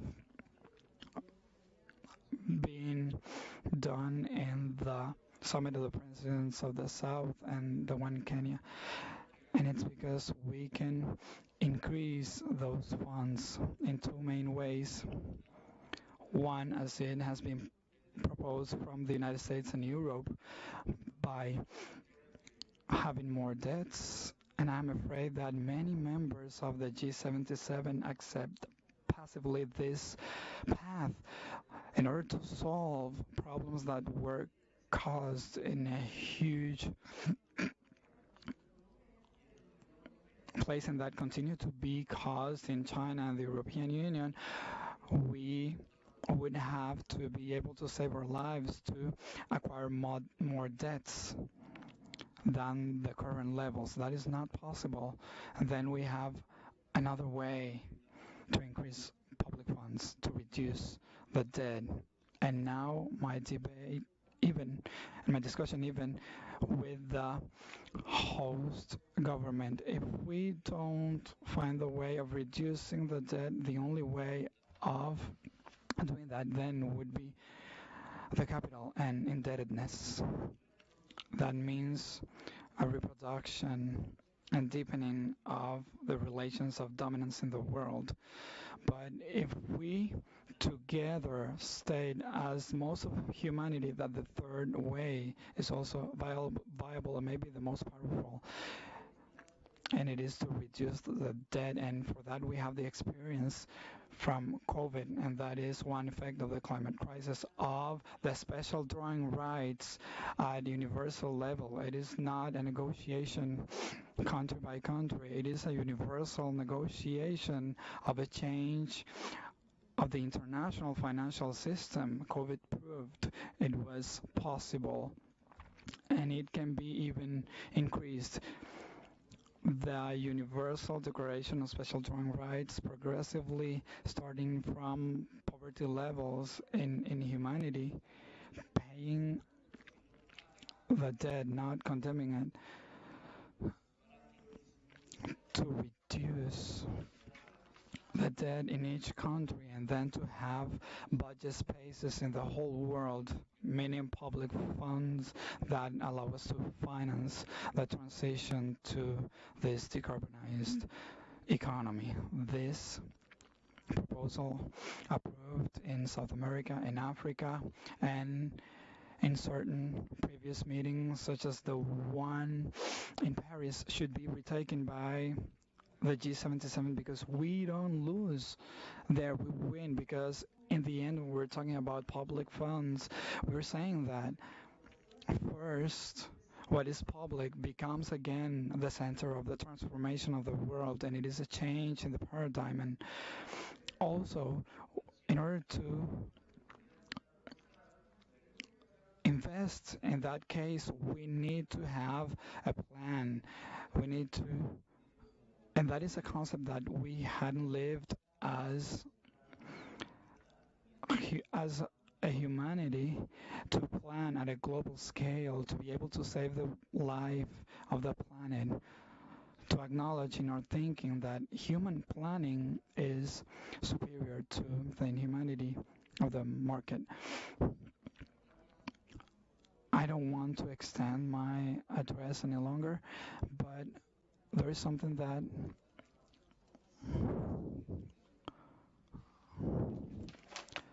and it is that today we're killing each other, and that hampers what we were talking about, and we cannot assume the responsibility of the main problems of humanity. And I would call upon the G77 to address this subject of the war, to overcome it, not because we have to take part between Russia and Ukraine, because we should compare two situations explicitly in the world debate. Today, what is the difference between the world, between Russia and Ukraine, and the one between Israel and Palestine, and why that double moral, and then to take part in the war between Ukraine and Russia, and then not in the case of the Israeli occupation in the Palestinian territory. It is the same. It wouldn't be the time for the G77 to propose to the United Nations to have two peace conferences urgently for humanity, and open spaces for the discussions in which the world has to enter the climate crisis, which is a conference of peace on the war in Ukraine, and another one on the Palestinian occupation. Thank you very much for listening to me. Muchas gracias, excelentísimo señor Gustavo Petro. Thank you very much, Gustavo Petro, President of Colombia. I will give the floor to His Excellency Tom Sima from the Republic of Gabon.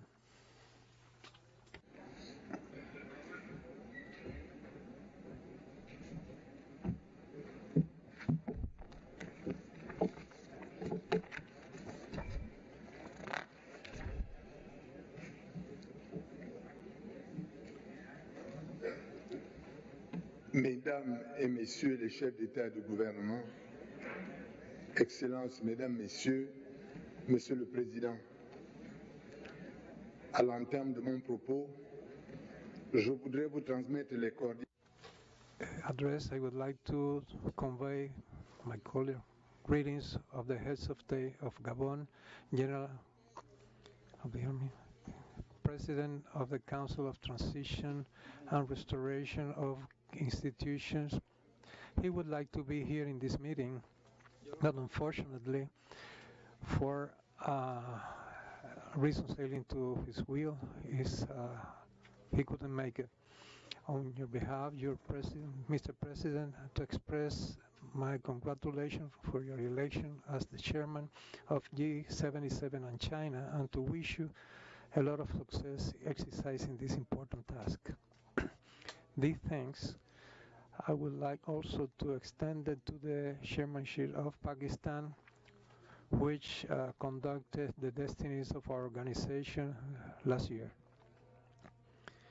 On his behalf, allow me to join my voice to those of the predecessors to express my profound gratitude to the Cuban authorities and people for your warm welcome, with which my delegation and I personally have been benefited from since arriving in Havana. I would like to present my condolences and sympathies of the Gabon people towards the brother nations of Morocco and Libya after the natural disaster they have faced. Mr. President, I would like also to take this opportunity to explain my lines of the new situation of Gabon at the end of the general elections on August 26th, whose process have not been transparent free before all. I would like to recall that Gabon, my country, has always been a peaceful country. This peace and cohesion have been to end in a wrong way because of anti-democratic practices in the past, because of a fear of seeing my country to face a social crisis that the defense forces of my country have carried out. They have taken responsibility to support the people and to carry out a liberation operation on August 23rd last. This action was welcomed by the people. The country is committed to a vast operation to restore its institutions during a transition period from which the people will define the transition in a considerable time. Ladies and gentlemen, the topic of this summit, present challenges of development, the role of science, technology, and innovation, is so evoking that make us remember the need to strengthen the political governance, strategic government of our countries, because these processes aim to improving the present and the future of our populations. In Algeria to 1967 to Havana today, we were looking for a better configuration of world governance is a present topic. As we can see, the world is going through a digital fracture, also inequalities in the access to technology, as well as a multiplicity of crises that be lasting, and there are different interpretations for real peaceful coexistence. This crisis should be humanitarian, energy, sanitary, food, environmental or climatic. They should not constitute obstacles for our solidarity. Mr. President, instructed by history, the international community is aware of the comprehensive importance of sustainable development to 2030 agenda for science, technology, and innovation between the 7 essential fields in order to attain the sustainable development goals. In this period, the foundation to strengthening the capacities of Africa made clear that in its report that more than 70% of African countries are convinced that science, technology, and innovation are important for development. All this management confirms that an strong international cooperation will make possible exchange and transfer knowledge and technology available over efficient solutions to attain sustainable development goals, accelerate transformation of our economies for the benefit of our populations. Mr. President, G77 and China are a replaceable actor in the path of the world. We should take this opportunity to reaffirm this position through our orderly and coherent position. So we consider that the management should be collective, and the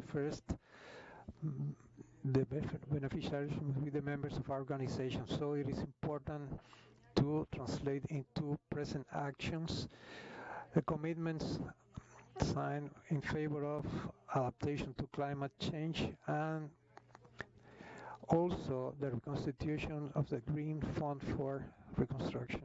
The same way, Gabon, whose commitment is the preservation of nature and the protection of ecosystem and wildlife, should benefit from a just international solidarity in the way they invest in the planet. It is the moment to launch members of our organization to strengthen their contributions to developing countries in terms of scientific, technology, and innovation. As a matter of fact, it could be to develop national capacities that Gabon organized in 2022 a workshop to conceive a new proposal for research strategy. They also had a big contribution, and also the administration institution that has a mission, has a scientific character. Mr. President, allow me to insist on the fact that we are committed to overcome the challenges and to take advantage of the future opportunities, having a vision and aspirations which are common to all of us. Our collective ambitions are in a context that only allow approximations. We should be most pragmatic and concrete, precise, and also immediate. It is urgent to have tangible results. In the meantime, we have to break inefficiency of financing of scientific projects,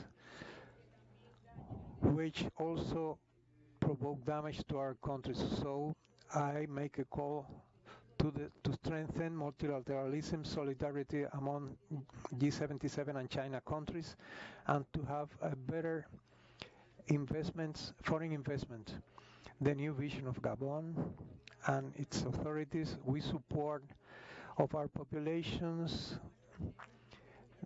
We have to make this call here. We call on countries in the past and in the present for a shared development for the benefit of our states. Gabon will have your support and your presence. My country supports the declaration of G77 and China on the role of science, technology, and innovation. In order to conclude, I hope our cooperation will be at the level of our commitment, and I'm convinced of the concretion of our common hopes. Thank you very much. I thank the words of Mr. Raymond Simon of Republic of Gabon, and I give the floor to Gerardo Leon Martin, Prime Minister of Guinea-Bissau.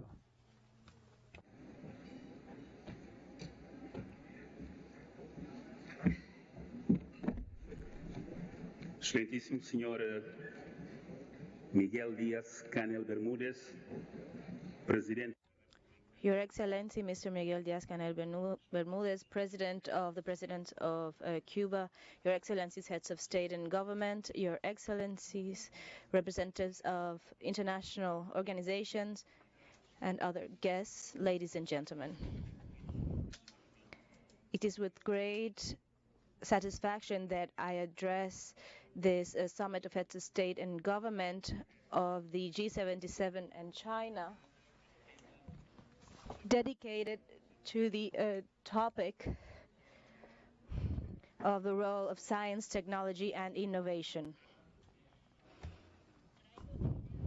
From Guinea-Bissau, I bring a warm greeting on behalf of our people, His Excellency, the President of the Republic, and the government, which I have the honor to represent. On this occasion, we take the opportunity to address this topic, which could not be more appropriate. We gather here today in Havana, Cuba, in a summit focusing on science, technology, and innovation, in a country that has always been present and contributed in the projection, knowledge, and training of men and women from all over the world. Cuba and Guinea-Bissau are two brotherly countries. This friendship comes from the struggles for national liberation, for the independence of Guinea-Bissau, led by the visionary leadership of Amílcar Cabral, hero of our independence and founder of our nationality. Cuba, under the leadership of Fidel Castro, was one of the countries that most supported the struggle for national independence by sending internationalist Cubans into our country. After the independence, the friendship and cooperation between our two countries was even more strengthened. Through the actions of the Cuban people in the training of our cadres in areas such as health. And so I take this opportunity to once again thank the solidarity and friendship of the Cuban people towards the people of Guinea-Bissau. Ladies and gentlemen, since January this year, when Cuba took the presidency of the G77 and China, President Díaz-Canel Bermúdez called us to this summit, in which we intend to speak of a key topic that concerns us all. The risks and uncertainty of a more and more symmetric world in terms of equality and justice call us to take a deeper look into the future, advocating for unity. We do not have a favorable framework. It has been almost a decade since the adoption of the 2030 Agenda for Sustainable Development and the Action Plan of Addis Ababa. However, all the progress individually recorded have been insufficient for those in order to face current challenges. The IMF points at 1/3 of global economy will be in recession in 2023, and for the first time we have seen that human development have been regressing in 9 of every 10 countries. The indebtedness of countries limits their developing countries limits their abilities to fulfill the sustainable development goals and increases the risk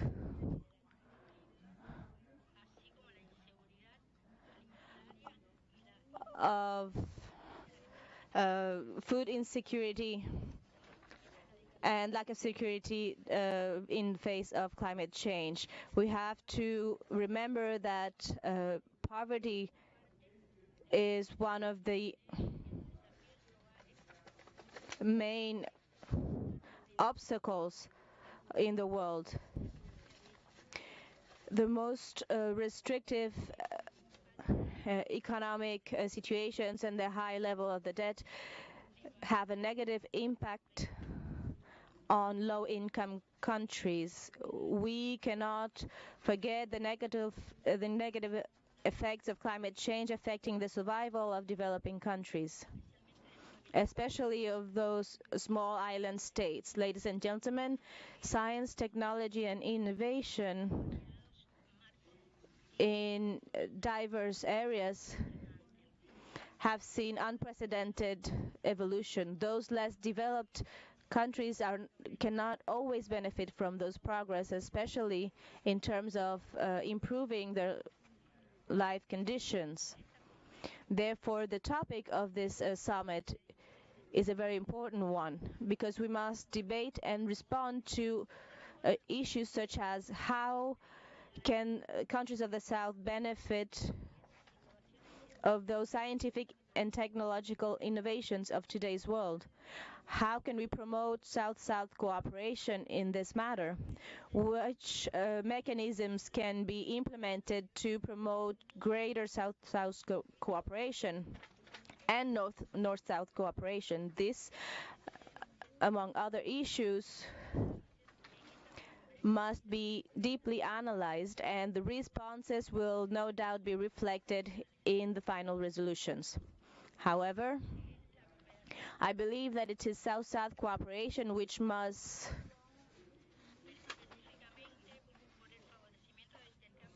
be our greatest work, due to the technological and scientific and informational exchange, focusing on the different progresses of our countries or groups of countries that are part of this great group. Mr. President, in the 1960s, at the beginning of our organization, several revolutionary leaders of the world manifested in defense of the just causes of freedom, self-determination, development, and progress.